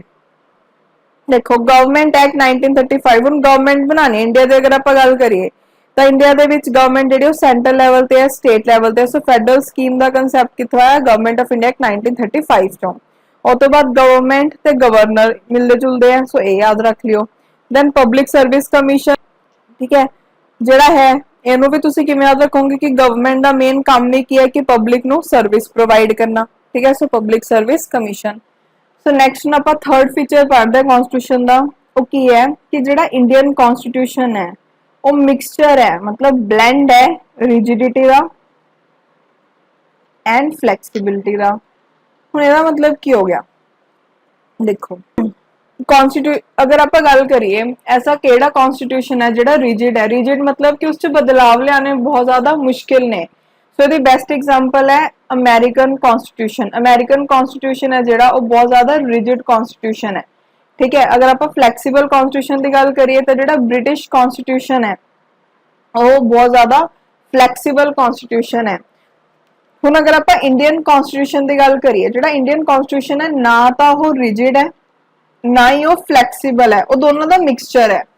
अगर मैं रिजिड कॉन्स्टिट्यूशन बोल रही हूँ इंडिया नो कि इंडियन कॉन्स्टिट्यूशन जिहड़ा है वो मिक्सचर है रिजिड ते फ्लैक्सीबल कॉन्स्टिट्यूशन का। हुण रिजिड किवें होया इंडियन कॉन्स्टिट्यूशन? रिजिड एवें होया कि कुछ ऐसे प्रोविजनस हैं जिहदे लई स्पैशल मेजोरिटी की जरूरत होंदी है अगर आपने अमेंडमेंट्स करनियां ने। स्पैशल मेजोरिटी मतलब एक तो मेजोरिटी ते नाल 2/3 majority of member of house present and voting. आप मेजोरिटी का अलग तो चैप्टर पढ़ांगे, हुण जस्ट समझण दे लई तुसीं देख लो, ठीक है। कि कुछ प्रोविजनस है जिहदे विच स्पैशल मेजोरिटी की रिक्वायरमेंट होंदी है, प्लस उहदे विच हाफ ऑफ स्टेट्स रेटिफिकेशन भी चाहिदा हुंदा, भी होर भी तगड़ी चीज़ आ गई, ठीक है। सो इस तरीके नाल इंडियन कॉन्स्टिट्यूशन दे विच कुछ प्रोविजनस रिजिड ने बट कुछ फ्लैक्सीबल भी ने, क्योंकि कईयां नूं चेंज करना उन्ना ही ईजी है कि अगर सिंपल मेजोरिटी जिहड़ी है ਉਹਨੂੰ ਪਾਸ ਕਰ ਦੇ ਤਾਂ ਉਹ ਚੀਜ਼ਾਂ ਅਮੈਂਡ ਹੋ ਜਾਂਦੀਆਂ ਨੇ। ਸੋ ਸਿੰਪਲ ਮੈਜੋਰਿਟੀ ਦੇ ਨਾਲ ਆਪਾਂ ਕੁਝ ਪ੍ਰੋਵੀਜ਼ਨਸ ਨੂੰ ਕਨਸਟੀਟਿਊਸ਼ਨ ਦੇ ਚੇਂਜ ਕਰ ਸਕਦੇ ਹਾਂ। ਸੋ ਉਸ ਬੇਸਿਸ ਤੇ ਬੋਲ ਸਕਦੇ ਹਾਂ ਕਿ ਇੰਡੀਅਨ ਕਨਸਟੀਟਿਊਸ਼ਨ ਜਿਹੜਾ ਹੈ ਉਹ ਫਲੈਕਸੀਬਲ ਹੈ। ਸੋ मतलब ਤੁਸੀਂ ਦੇਖ ਸਕਦੇ ਹੋ ਕਿ ਇੰਡੀਅਨ ਕਨਸਟੀਟਿਊਸ਼ਨ ਰਿਜਿਡ ਵੀ ਹੈ ਤੇ ਫਲੈਕਸੀਬਲ ਵੀ ਹੈ, मतलब ਦੋਨੋਂ ਦਾ ਮਿਕਸਚਰ ਹੈ, ਕੱਲਾ ਰਿਜਿਡ ਕੱਲਾ ਫਲੈਕਸੀਬਲ ਨਹੀਂ ਹੈ। ਓਕੇ, ਤੇ ਇਹਦੇ ਵਿੱਚ ਜਿਵੇਂ ਤੁਹਾਨੂੰ ਇੱਥੇ ਲਿਖਿਆ ਮਿਲੂਗਾ ਨੋਟਸ ਦੇ ਵਿੱਚ ਕਿ ਜਿਹੜਾ ਆਰਟੀਕਲ ਨੰਬਰ 368 ਹੈ ਉਹਦੇ ਵਿੱਚ ਸਪੈਸ਼ਲ ਮੈਜੋਰਿਟੀ ਤੇ special majority plus half of state ratification की गल की गई है, जी सिंपल मेजोरिटी होए अंदर नहीं आती है। एक जस्ट फैक्ट है, याद रखियो, मेजोरिटी के विच तुहानू सारा समझ आ जाऊगा। उस तो बाद नैक्सट अपने कोल की है कि जिहड़ा इंडियन कॉन्स्टिट्यूशन है, ठीक है, वो एक फैडरल सिस्टम है विद यूनिटरी फंक्शन। देखो हुण इहदा की मतलब होया, अगर आप देखिए इंडियन कॉन्स्टिट्यूशन दे विच तां इंडियन कॉन्स्टिट्यूशन दे विच फैडरल फीचर्स किहड़े-किहड़े ने?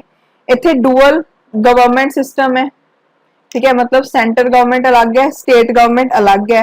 जिहड़ी सेंटर ते स्टेट गवर्नमेंट है हुण इन्हां विच भी पावर दी डिवीजन होई हुई है 3 लिस्ट दी फॉर्म दे विच, ठीक है। या फिर आप इत्थे ये भी बोल सकते हैं कि जिहड़ी सेंटर ते स्टेट गवर्नमेंट है उहदे अलग-अलग ऑर्गन्स है। आप पढ़े ही सी कि लैजिस्लेटिव ऑर्गन है, एग्जीक्यूटिव ऑर्गन है, देन जुडिशरी है, ठीक है। सो अलग-अलग ऑर्गन्स है गवर्नमेंट दे। सो ये भी की हो गया, एक फैडरल सिस्टम हो गया, मतलब डिवीजन हुई है पावर दी, ठीक है। उस तो बाद कॉन्स्टिट्यूशन की सुपरमेसी है, दैन जुडिशरी जिहड़ी है इंडिपेंडेंट है, ते बाईकैमरलिज्म है। बाईकैमरलिज्म मतलब सेंटर लैवल ते देखिए तो पार्लीमेंट है, ते पार्लीमेंट दे विच राज्य Sabha, Lok Sabha, then state level ते स्टेट लैजिस्लेचर है, तो उहदे विच state legislature assembly, state legislative council.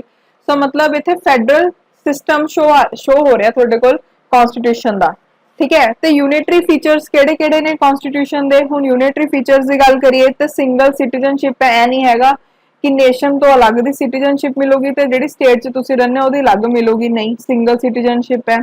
Then जिहड़ा सेंटर है वो स्ट्रोंग है, ठीक है, कई कई चीज़ों के उपर सेंटर ही फैसले सुना सकता है।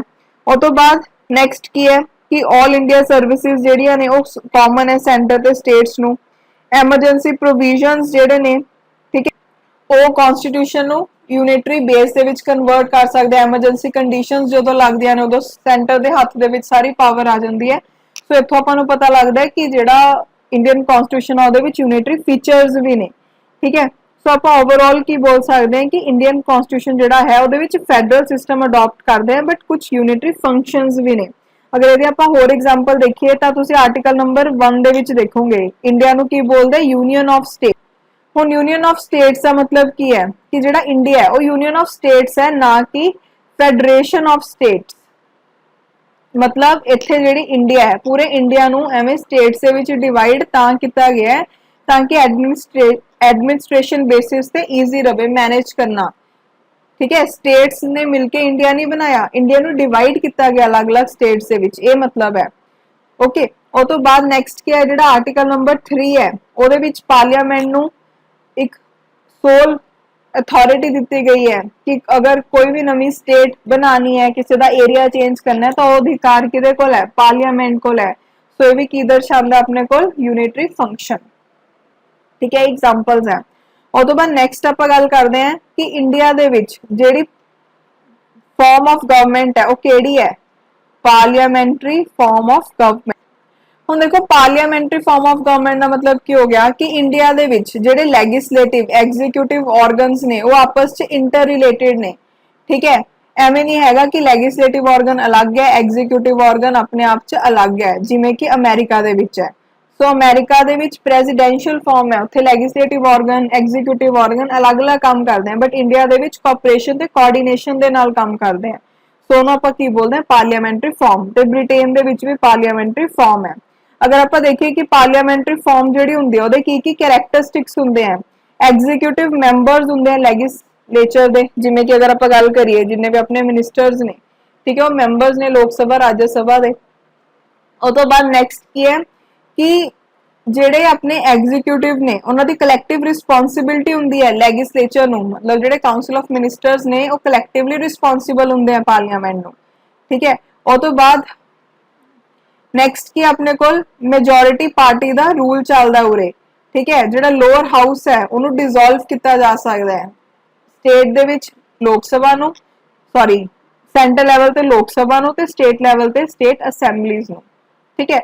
और तो बाद नैक्सट 6th फीचर आपां की पढ़ते हैं कि जिहड़ा इंडियन कॉन्स्टिट्यूशन है उहदे विच पार्लियामेंट नूं तां सोवरेन क्या है कि अपनी मन मर्जी दे नाल चीज़ां कर सकदी है, एंड जुडिशरी जिहड़ी है ओदी सुपरमेसी, कि पार्लियामेंट्री जिहड़ी पार्लियामेंट है वो सोवरिंग भी है but at the same time judicial supreme भी है, ठीक है। जिवें doctrine of sovereignty of parliament जिहड़ा है वो गल कीती जांदी ओदी ब्रिटिश पार्लियामेंट दे विच, ते जुडिशरी सुपरमेसी दी गल कीती जांदी है अमेरिकन कॉन्स्टिट्यूशन दे विच।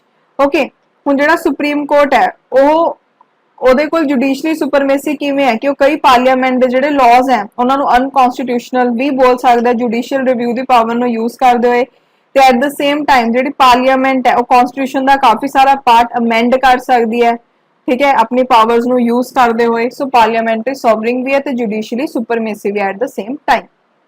उस तो बाद 7th फीचर जिहड़ा हैगा वो हैगा कि पूरे जिहड़ा जुडिशियल सिस्टम है वो इंडिपेंडेंट है तो इंटीग्रेटेड है, independent and integrated judicial system.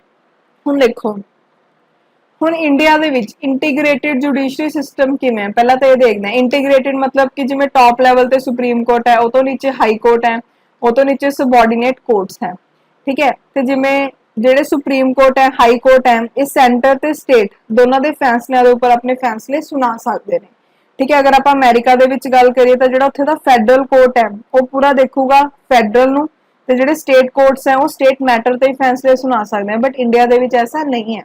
मतलब इंडिया दे विच इंटीग्रेटेड जुडिशियल सिस्टम है, मतलब अलग अलग एवें ब्रांचेस हैं, ठीक है। हुण इंडिपेंडेंट जुडिशियल सिस्टम किवें इंडिया दे विच देखो ਜਿਹੜੇ ਜੱਜਿਸ ਹੈ ਸੁਪਰੀਮ ਕੋਰਟ ਦੇ ਜਾਂ ਹਾਈ ਕੋਰਟ ਦੇ ਉਹਨਾਂ ਨੂੰ ਅਪਾਇੰਟ ਕੀਤਾ ਜਾਂਦਾ ਹੈ ਕੋਲੀਜੀਅਮ ਸਿਸਟਮ ਦੇ ਨਾਲ। ਉਹ ਤੋਂ ਬਾਅਦ ਜਿਹੜੇ ਰਿਮੂਵਲ ਹੈ ਜੱਜਿਸ ਦਾ ਪਾਰਲੀਮੈਂਟ ਦੇ ਵਿੱਚ ਉਹ ਪੂਰੀ ਉਹਦੀ ਇੰਪੀਚਮੈਂਟ ਪ੍ਰੋਸੈਸ ਹੈ ਉਹ ਤੋਂ ਬਾਅਦ ਹੀ ਉਹਨਾਂ ਨੂੰ ਹਟਾਇਆ ਜਾ ਸਕਦਾ ਹੈ। ਠੀਕ ਹੈ, ਜਿਹੜੇ ਜੱਜਿਸ ਹੈ ਉਹਨਾਂ ਨੂੰ ਫਿਕਸ ਸਰਵਿਸ ਪ੍ਰੋਵਾਈਡ ਦਿੱਤੀ ਹੁੰਦੀ ਹੈ ਜਾਂ ਫਿਰ ਫਿਕਸ ਉਹਨਾਂ ਦੀ ਟੈਨਿਓਰ ਹੈ ਤੇ ਜੁਡੀਸ਼ਰੀ ਨੂੰ ਬਿਲਕੁਲ ਐਗਜ਼ੀਕਿਊਟਿਵ ਤੋਂ ਅਲੱਗ ਰੱਖਿਆ ਗਿਆ ਹੈ। ਜਿਹੜੀ ਜੱਜਿਸ ਦੀ ਸੈਲਰੀਜ਼ ਪੈਨਸ਼ਨ ਐਲਵੈਂਸਿਸ ਹੈ ਉਹ ਕੰਸੋਲੀਡੇਟ ਫੰਡ ਆਫ ਇੰਡੀਆ ਤੋਂ ਚਾਰਜ ਕੀਤੀ ਜਾਂਦੀਆਂ ਨੇ। ਠੀਕ ਹੈ, ਸੋ ਇਸ ਤਰੀਕੇ ਨਾਲ ਜਿਹੜੀ ਜੁਡੀਸ਼ੀਅਲ ਸਿਸਟਮ ਹੈ ਉਹ ਇੰਡੀਪੈਂਡੈਂਟ ਹੈ। ਉਹ ਤੋਂ ਬਾਅਦ ਨੈਕਸਟ ਹੈ 8th ਫੰਡਾਮੈਂਟਲ ਰਾਈਟਸ। ਠੀਕ ਹੈ, ਦੇਖੋ ਹੁਣ ਆਪਾਂ ਇਹਦੇ ਵਿੱਚ ਮੇਨ ਜਸਟ ਓਵਰਵਿਊ ਦੇਖਾਂਗੇ ਬਿਕੋਜ਼ ਆਪਾਂ ਇਹ ਸਾਰਾ ਕੁਝ ਡਿਟੇਲ ਚ ਡਿਸਕਸ ਕਰ। ਹੁਣ ਅਗਰ ਆਪਾਂ ਫੰਡਾਮੈਂਟਲ ਰਾਈਟਸ ਦੀ ਗੱਲ ਕਰੀਏ ਤਾਂ ਫੰਡਾਮੈਂਟਲ ਰਾਈਟਸ ਨੂੰ ਕਨਸਟੀਟਿਊਸ਼ਨ ਦੇ ਪਾਰਟ 3rd ਦੇ ਵਿੱਚ ਰੱਖਿਆ ਗਿਆ ਹੈ। ਠੀਕ ਹੈ, ਇਹਦੇ ਵਿੱਚ ਕੁਝ ਰਾਈਟਸ ਦੀ ਗੱਲ ਕੀਤੀ ਗਈ ਹੈ ਜਿਹੜੇ ਕਿ ਸਿਟੀਜ਼ਨਸ ਨੂੰ ਦਿੱਤੇ ਜਾਂਦੇ ਆ। ਸਾਰਾ ਕੁਝ ਨੋਟਸ 'ਚ ਮੈਂਸ਼ਨ ਹੈ, ਮੈਂ ਬਸ ਜਸਟ ਤੁਹਾਨੂੰ ਫਟਾਫਟ ਦੱਸ ਰਿਹਾ ਬਿਕੋਜ਼ ਲੈਕਚਰ ਦੀ ਡਿਊਰੇਸ਼ਨ ਇਹ ਤਾਂ ਬਹੁਤ ਬੜੀ ਹੋ ਜੂਗੀ। ਸੋ ਦੇਖੋ ਕਿਹੜੇ ਫੰਡਾਮੈਂਟਲ ਰਾਈਟਸ ਹੈ। ਸਭ ਤੋਂ ਪਹਿਲਾਂ right to equality, second is right to freedom, third is right against exploitation, fourth है right to freedom of religion. ठीक है, देन फिफ्थ अपने को है कल्चरल एंड एजुकेशनल राइट। और तो बाद सिक्स्थ है राइट टू कॉन्स्टिट्यूशनल रेमेडीज। ठीक है, अगर आप article number right to equality की गल करिए तो आर्टिकल नंबर 14 तो लैके 18 तक के ਜਿਹੜੇ ਆਰਟੀਕਲਸ ਆ ਉਹਦੇ ਵਿੱਚ ਗੱਲ ਕੀਤੀ ਗਈ ਹੈ। ਦੈਨ ਰਾਈਟ ਟੂ ਫਰੀडम ਦੀ ਗੱਲ ਕਰੀਏ ਤਾਂ 19 ਤੋਂ ਲੈ ਕੇ 22 ਜਿਹੜੇ ਆਰਟੀਕਲਸ ਆ ਉਹਦੇ ਵਿੱਚ ਇਹਦੀ ਗੱਲ ਕੀਤੀ ਗਈ ਹੈ।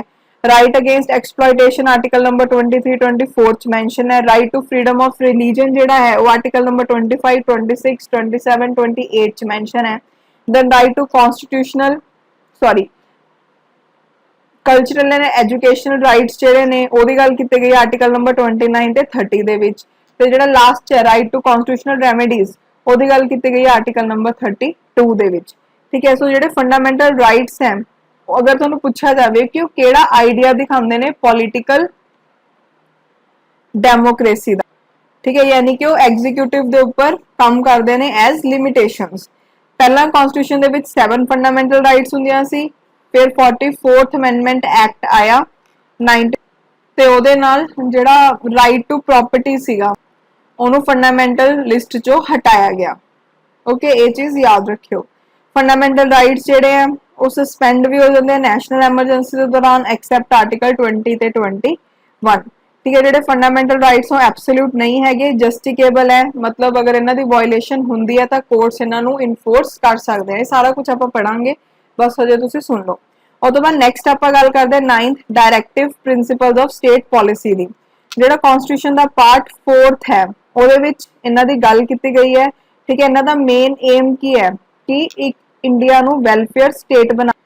ਠੀਕ ਹੈ, BR ਅੰਬੇਦਕਰ ਨੇ directive principle of state policy ਨੂੰ ਨੋਵਲ ਫੀਚਰ ਬੋਲਿਆ ਹੋਇਆ ਹੈ।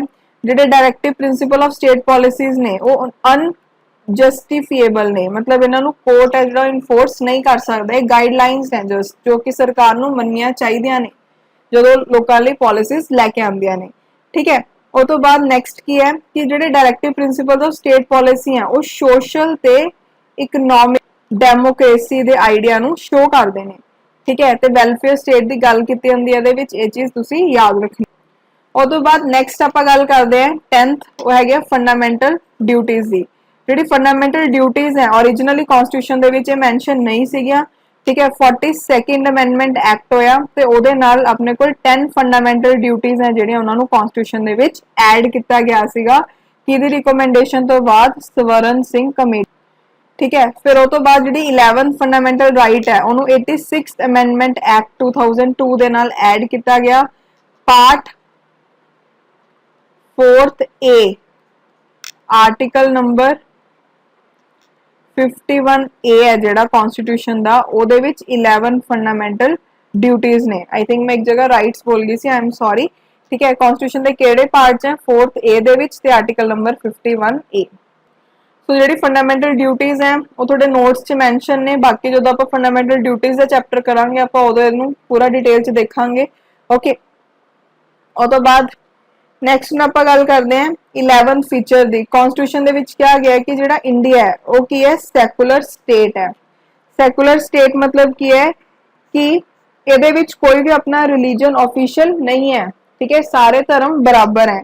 एक चीज याद रखियो कि ਜਿਹੜਾ वर्ड सैकुलर है ਉਹਨੂੰ ਐਡ ਕੀਤਾ ਗਿਆ ਸੀਗਾ 42nd कॉन्स्टिट्यूशन अमेंडमेंट ਦੇ ਨਾਲ, ठीक है।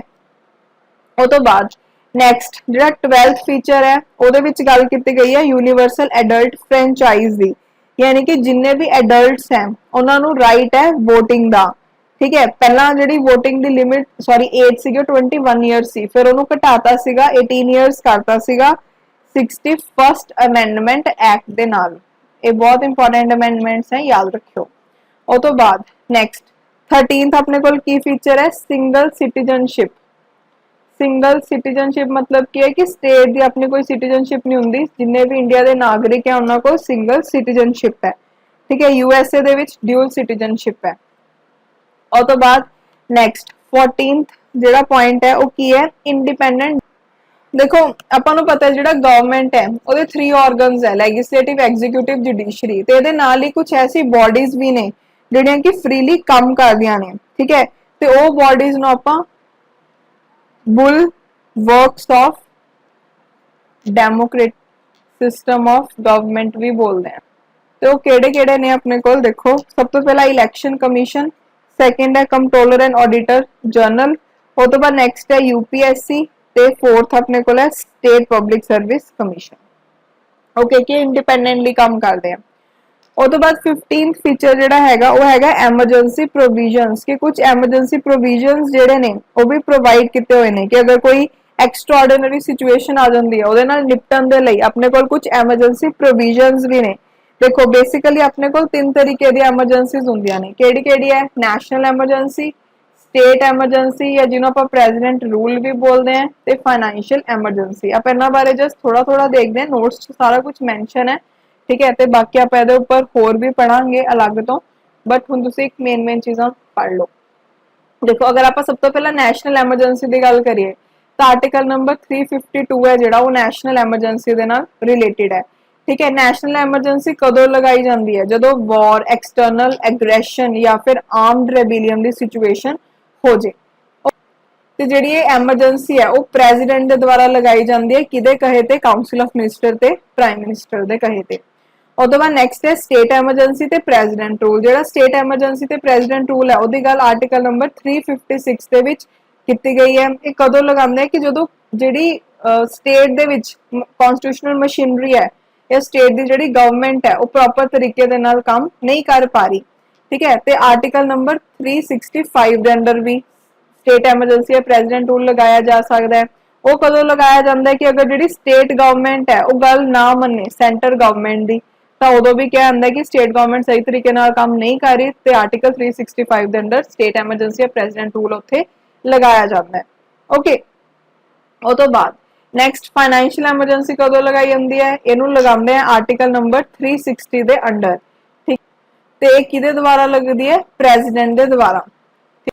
अगर प्रेजिडेंट को लगता है कि कुछ फाइनेंशियल बेसिस के उपर एमरजेंसी आ गई है तो फाइनेंशियल स्टेबिलिटी की जरूरत है, उदों फाइनेंशियल एमरजेंसी नूं लगाया जाता है। और तो बाद नैक्सट में आप गल करते हैं 16th फीचर की, वो हैगा 3 टीयर गवर्नमेंट। देखो 3 टीयर गवर्नमेंट मतलब कि आपको पता है सेंटर ते सेंटर गवर्नमेंट है, सेंटर लैवल ते स्टेट लैवल ते स्टेट गवर्नमेंट है, तो लोकल लैवल ते अपने कोल की होंदियां पंचायत होंदियां ते म्यूनसिपैलिटीज होंदियां ने। ये पहला नहीं हुंदा सी, 73rd अमेंडमेंट एक्ट दे नाल पंचायत नूं लैके आया गया ते 74th अमेंडमेंट एक्ट दे नाल म्यूनसिपैलिटीज नूं लैके आया गया। आप इहदे बारे पूरा डिटेल च डिस्कस करांगे, ठीक है। हुण एक जस्ट तुहानूं मेन चीज़ दस देनी है, जिहड़ा 73rd अमेंडमेंट एक्ट है जिहदे विच पंचायत नूं इंट्रोड्यूस किया गया सी, ठीक है। ਇਹਦੇ ਨਾਲ ਪਾर्ट 9 है ਜਿਹੜਾ ਉਹਨੂੰ ਐਡ ਕੀਤਾ ਗਿਆ ਕਨਸਟੀਟਿਊਸ਼ਨ ਦੇ ਵਿੱਚ, ਜਿਹਦੇ ਵਿੱਚ ਪੰਚਾਇਤਸ ਨੂੰ ਮੈਂਸ਼ਨ ਕੀਤਾ ਗਿਆ ਤੇ ਆਰਟੀਕਲਸ ਕਿਹੜੇ-ਕਿਹੜੇ ਰਿਲੇਟਡ ਹੈ 243 ਤੋਂ ਲੈ ਕੇ 243O ਤੱਕ, ठीक है। ਤੇ ਇਹਦੇ ਨਾਲ ਹੀ ਜਿਹੜਾ 11th ਸ਼ਡਿਊਲ ਹੈ ਉਹਨੂੰ ਵੀ ਐਡ ਕੀਤਾ ਗਿਆ ਸੀ ਕਨਸਟੀਟਿਊਸ਼ਨ ਦੇ ਵਿੱਚ, ਤੇ ਕਿੰਨਾ ਰਿਲੇਟਡ ਹੈ ਪੰਚਾਇਤਸ ਨਾਲ। ਉਹ ਤੋਂ ਬਾਅਦ ਨੈਕਸਟ ਅਗਰ ਆਪਾਂ ਗੱਲ ਕਰੀਏ 74th ਅਮੈਂਡਮੈਂਟ ਐਕਟ ਦੀ, ਇਹਦੇ ਨਾਲ ਪਾर्ट 9A है जो ऐड किया गया। आर्टिकल्स की गल करिए तो 243P तो लैके 243ZG तक जोड़े ने वो ऐड ने, मतलब ਉਹਦੇ ਵਿੱਚ म्यूनसिपैलिटीज ਦੀ ਗੱਲ ਕੀਤੀ ਗਈ ਹੈ ठीक है। उस तो इलावा ਇਹਦੇ ਨਾਲ 12th ਸ਼ਡਿਊਲ ਹੈ ਜਿਹੜਾ ਕਨਸਟੀਟਿਊਸ਼ਨ ਦੇ ਵਿੱਚ ਉਹਨੂੰ ਐਡ ਕੀਤਾ ਗਿਆ ਸੀਗਾ ठीक है। सो ये चीज याद रखियो। ਉਹ ਤੋਂ ਬਾਅਦ ਨੈਕਸਟ ਆਪਣੇ ਕੋਲ ਹੈ 17th that is cooperative society. 97th constitution amendment ਹੋਈ। ਉਹ 97 ਕਨਸਟੀਟਿਊਸ਼ਨ ਅਮੈਂਡਮੈਂਟ ਦੇ ਨਾਲ ਕਨਸਟੀਟਿਊਸ਼ਨਲ ਸਟੇਟਸ ਦਿੱਤਾ ਗਿਆ ਕੋਆਪਰੇਟਿਵ ਸੁਸਾਇਟੀਜ਼ ਨੂੰ। ਓਕੇ ਹੁਣ ਦੇਖੋ ਇਹਦੇ ਵਿੱਚ ਜਿਹੜਾ 97th ਕਨਸਟੀਟਿਊਸ਼ਨ ਅਮੈਂਡਮੈਂਟ ਆਇਆ ਸੀ ਨਾ ਇਹਦੇ ਨਾਲ ਤਿੰਨ ਚੇਂजेस ਕੀਤੀਆਂ ਗਈਆਂ ਕਨਸਟੀਟਿਊਸ਼ਨ ਦੇ ਵਿੱਚ। ਇਹ ਬਹੁਤ ਇੰਪੋਰਟੈਂਟ ਹੈ, ਡਾਇਰੈਕਟਲੀ ਕਈ ਵਾਰ ਪੁੱਛ ਲੈਂਦੇ ਆ। ਸੋ ਦੇਖਦੇ ਹਾਂ ਕਿਹੜੀ ਕਿਹੜੀ ਚੇਂजेस। ਇਹਦੇ ਵਿੱਚ ਸਭ ਤੋਂ ਪਹਿਲਾਂ ਕਿਹਾ ਗਿਆ ਕਿ ਆਰਟੀਕਲ ਨੰਬਰ 19 ਦੇ ਅੰਦਰ ਇਹ ਰਾਈਟ ਦਿੱਤਾ ਜਾਂਦਾ ਹੈ ਕਿ ਜਿਹੜੀ ਕਨਸਟੀਟਿਊਸ਼ਨਲ ਸੁਸਾਇਟੀਜ਼ ਬਣਾਉਣ ਦਾ ਰਾਈਟ ਹੈ ਉਹ ਇੱਕ ਫੰਡਾਮੈਂਟਲ ਰਾਈਟ ਹੈ।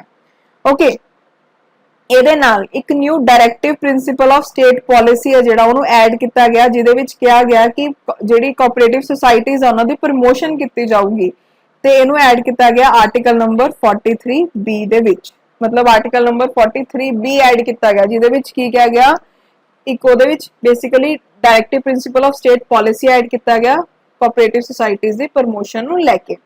ਉਹ ਤੋਂ ਬਾਅਦ ਨੈਕਸਟ ਇਹਦੇ ਵਿੱਚ ਇੱਕ ਹੋਰ ਚੇਂਜ ਕੀ ਆਇਆ ਪਾਰਟ 9B ਹੈ ਜਿਹੜਾ ਕਨਸਟੀਟਿਊਸ਼ਨ ਦੇ ਵਿੱਚ ਉਹਨੂੰ ਐਡ ਕੀਤਾ ਗਿਆ ਜਿਹਦਾ ਨਾਮ ਕੀ ਸੀ ਕੋਆਪਰੇਟਿਵ ਸੁਸਾਇਟੀਜ਼ ਤੇ ਆਰਟੀਕਲਸ ਕਿਹੜੇ-ਕਿਹੜੇ ਰਿਲੇਟਡ ਹੈ 243ZH ਤੋਂ ਲੈ ਕੇ 243ZT। ਜਿਹੜਾ ਪਾਰਟ 9B ਹੈ ਉਹ ਇਹ ਵੀ ਦੇਖਦਾ ਹੈ ਕਿ ਜਿਹੜੀ ਕੋਆਪਰੇਟਿਵ ਸੁਸਾਇਟੀਜ਼ ਨੇ ਉਹ ਪੂਰੇ democratic professional economic sound manner ਦੇ ਨਾਲ ਫੰਕਸ਼ਨ ਕਰਨ ਠੀਕ ਹੈ। ਤੇ ਪਾਰਲੀਮੈਂਟ ਨੂੰ ਅਧਿਕਾਰ ਦਿੱਤਾ ਗਿਆ ਕਿ ਸੈਂਟਰ ਲੈਵਲ ਤੇ ਸਟੇਟ ਲੈਵਲ ਤੇ ਜਿਹੜੀ ਕੋਆਪਰੇਟਿਵ ਸੁਸਾਇਟੀਜ਼ ਹੈ ਉਹਨੂੰ ਉਹ ਦੇਖ ਸਕਦੀਆਂ ਨੇ ਤੇ ਜਿਹੜੀ ਸਟੇਟ ਲੈਜਿਸਲੇਚਰ ਹੈ ਉਹਨਾਂ ਨੂੰ ਅਧਿਕਾਰ ਦਿੱਤਾ ਗਿਆ ਕਿ ਕੋਆਪਰੇਟਿਵ ਸੁਸਾਇਟੀ ਜਿਹੜੀਆਂ ਸਟੇਟ ਲੈਵਲ ਤੇ ਨੇ ਉਹਨਾਂ ਨੂੰ ਉਹ ਦੇਖ ਸਕਦੇ ਆ। ਉਹ ਤੋਂ ਬਾਅਦ ਨੈਕਸਟ ਹੁਣ ਆਪਾਂ ਪੜ੍ਹਦੇ ਸੋ ਨੈਕਸਟ ਆਪਣੇ ਕੋਲ ਹੈ ਸ਼ਡਿਊਲਸ ਆਫ ਇੰਡੀਅਨ ਕਨਸਟੀਟਿਊਸ਼ਨ ਠੀਕ ਹੈ। ਦੇਖੋ ਬੇਸਿਕਲੀ ਅਗਰ ਆਪਾਂ ਗੱਲ ਕਰੀਏ ਜਦੋਂ ਕਨਸਟੀਟਿਊਸ਼ਨ ਬਣਿਆ ਸੀ ਉਸ ਟਾਈਮ ਤੇ 8 ਸ਼ਡਿਊਲ ਸੀ ਤੇ ਪ੍ਰੈਜ਼ੈਂਟ ਟਾਈਮ ਦੀ ਗੱਲ ਕਰੀਏ ਤਾਂ ਆਪਣੇ ਕੋਲ ਟੋਟਲ 12 ਸ਼ਡਿਊਲਸ ਨੇ। ਓਕੇ ਸ਼ਡਿਊਲ ਦਾ ਜਿਹੜਾ ਸਭ ਤੋਂ ਪਹਿਲਾ ਮੈਂਸ਼ਨ ਹੈ ਉਹ ਗਵਰਨਮੈਂਟ ਆਫ ਇੰਡੀਆ 1935 ਦੇ ਵਿੱਚ ਕੀਤਾ ਗਿਆ ਜਿਹਦੇ ਵਿੱਚ 10 ਸ਼ਡਿਊਲਸ ਮੈਂਸ਼ਨ ਸੀ ਬਟ ਜਦੋਂ ਕਨਸਟੀਟਿਊਸ਼ਨ ਨੂੰ ਅਡਾਪਟ ਕੀਤਾ 1949 ਦੇ ਵਿੱਚ ਉਸ ਟਾਈਮ ਤੇ 8 ਕਨਸਟੀਟਿਊਸ਼ਨ ਸੀ। ਹੁਣ ਅਗਰ ਆਪਾਂ ਪ੍ਰੈਜ਼ੈਂਟ ਸਿਚੁਏਸ਼ਨ ਦੀ ਗੱਲ ਕਰੀਏ ਤਾਂ ਟੋਟਲ 12 ਸ਼ਡਿਊਲਸ ਨੇ ਇੰਡੀਅਨ ਕਨਸਟੀਟਿਊਸ਼ਨ ਦੇ ਵਿੱਚ। ਹੁਣ ਇੱਕ ਇੱਕ ਕਰਕੇ ਆਪਾਂ ਸ਼ਡਿਊਲਸ ਨੂੰ ਦੇਖਾਂਗੇ ਠੀਕ ਹੈ। ਬਟ ਸ਼ਡਿਊਲਸ ਨੂੰ ਯਾਦ ਕਰਨ ਦੇ ਲਈ ਇੱਕ ਬਹੁਤ ਹੀ ਇੰਪੋਰਟੈਂਟ ਟ੍ਰਿਕ ਹੈ ਉਹਨੂੰ ਦੇਖਦੇ ਹਾਂ ਜਿਹਦੇ ਨਾਲ ਤੁਹਾਨੂੰ 12 ਦੇ 12 ਸ਼ਡਿਊਲਸ ਯਾਦ ਕਰਨ 'ਚ ਕੋਈ ਦਿੱਕਤ ਨਹੀਂ ਆਊਗੀ।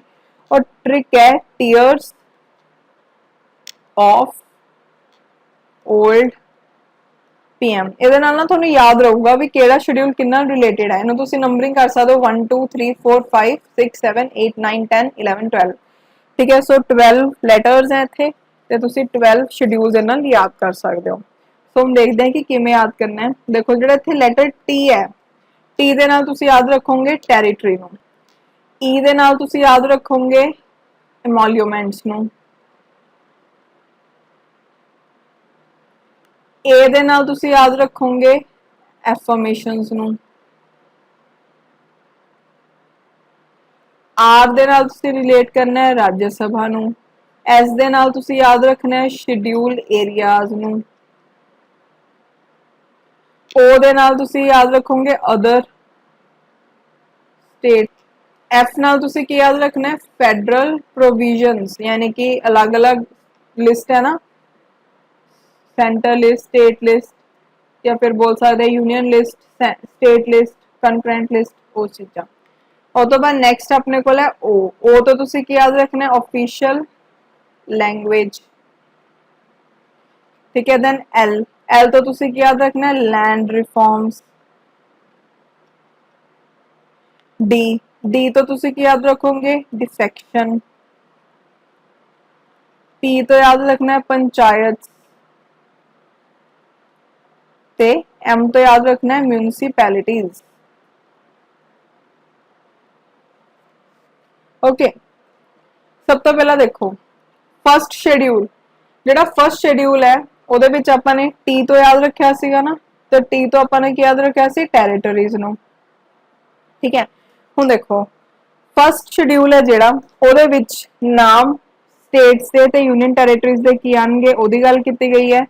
ठीक है, ते नाल ही ये दस्सिया गया है कि जिहड़ी स्टेट्स ते यूनियन टैरेटरीज है उन्हां दा कितना टैरीटोरीअल जुरिडिक्शन है, भी कितना एरिया एक पर्टिकुलर स्टेट एक पर्टिकुलर यूनियन टैरेटरी दे अंडर आऊगा ओदी गल कीती गई है।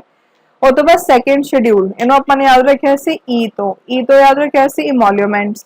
ठीक है, सो हुण जिहड़ा सैकेंड शेड्यूल है ये रिलेटेड है एलोवेंसिस प्रिविलेजेस ते इमोल्यूमेंट्स किन्ना किन्ना दे ये याद रखने ऑफिस केड़े केड़े ने president of India, governor of Indian states, then speaker of lok sabha and deputy speaker of lok sabha, chairman of rajya sabha, deputy chairman of rajya sabha, और तो बाद speaker deputy speaker of legislative assemblies, chairman deputy chairman of legislative councils indian states से, then supreme court judges, high court judges ਤੇ comptroller auditor general of india।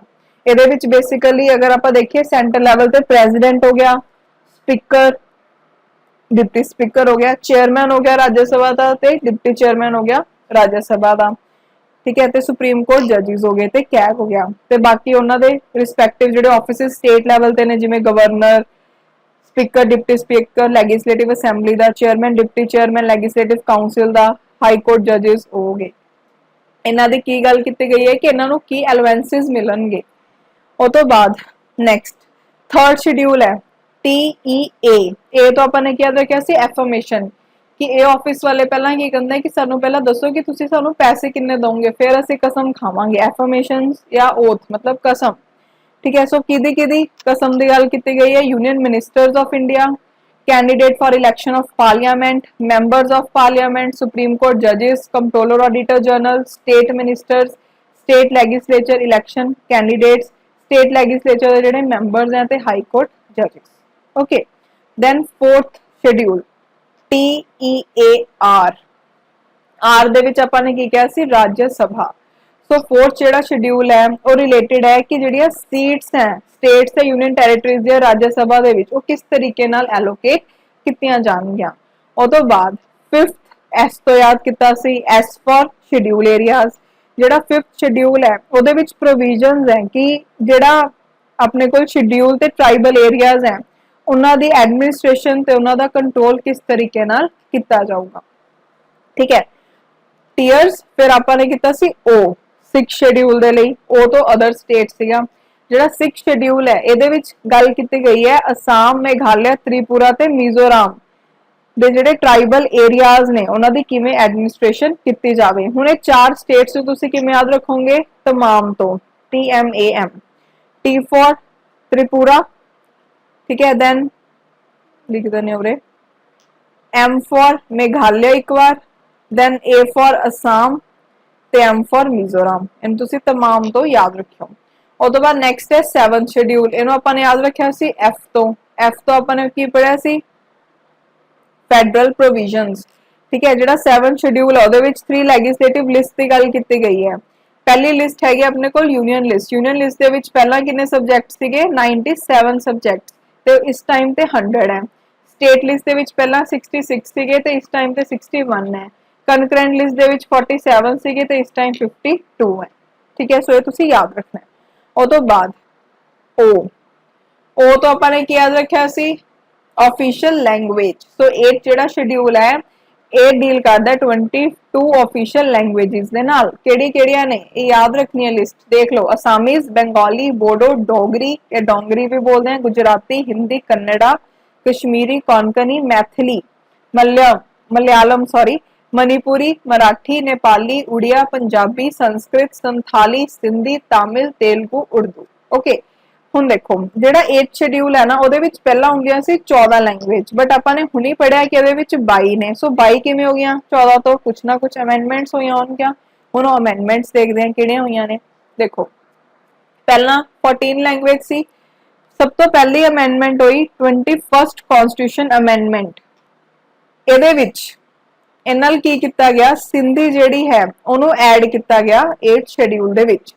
ठीक है, ਉਹ ਤੋਂ ਬਾਅਦ ਸੈਕੰਡ ਅਮੈਂਡਮੈਂਟ ਆਪਣੇ ਕੋਲ ਹੋਈ 71st ਅਮੈਂਡਮੈਂਟ 1992 ਦੇ ਵਿੱਚ। ਇਹਦੇ ਨਾਲ ਕੋਂਕਣੀ, ਮੇਤੀ दैट इज ਮਨੀਪੁਰੀ ਤੇ ਨੇਪਾਲੀ ਇਹਨਾਂ ਤਿੰਨਾਂ ਨੂੰ ਐਡ ਕੀਤਾ ਗਿਆ। ਉਹ ਤੋਂ ਬਾਅਦ ਨੈਕਸਟ ਆਪਣੇ ਕੋਲ ਅਮੈਂਡਮੈਂਟ ਹੋਈ 92nd ਅਮੈਂਡਮੈਂਟ। ਇਹਦੇ ਨਾਲ ਬੋਡੋ, ਡੋਗਰੀ, ਸੰਥਾਲੀ ਤੇ ਮੈਥਲੀ 2003 ਦੇ ਵਿੱਚ ਇਹਨੂੰ ਐਡ ਕੀਤਾ ਗਿਆ ਤਾਂ ਇਹਦੇ ਨਾਲ ਆਪਣੇ ਕੋਲ ਜਿਹੜੀ ਟੋਟਲ ਲੈਂਗੁਏजेस ਹੋ ਗਈਆਂ 22 ਹੋ ਗਈਆਂ। ਹੁਣ ਤੁਸੀਂ ਯਾਦ ਕਿਵੇਂ ਰੱਖੋਗੇ ਕਿ ਕਿਵੇਂ ਇਹਨੂੰ ਯਾਦ ਰੱਖਣਾ ਹੈ ਕਿ ਤਿੰਨ ਅਮੈਂਡਮੈਂਟਸ ਕਿਹੜੀਆਂ ਹੋਈਆਂ। ਉਹਦੇ ਲਈ ਤੁਹਾਡੇ ਕੋਲ ਬੈਸਟ ਮੈਥਡ ਹੈ 21 71 ਕਿੰਨੇ ਹੁੰਦੇ 92। ਸੋ ਤੁਸੀਂ ਐਵੇਂ ਕਰਕੇ ਯਾਦ ਰੱਖ ਸਕਦੇ ਹੋ ਤਿੰਨਾਂ ਨੂੰ। ਓਕੇ ਹੁਣ ਦੇਖੋ ਨੈਕਸਟ ਆਪਾਂ ਪੜ੍ਹਦੇ ਹਾਂ 9th ਸ਼ਡਿਊਲ।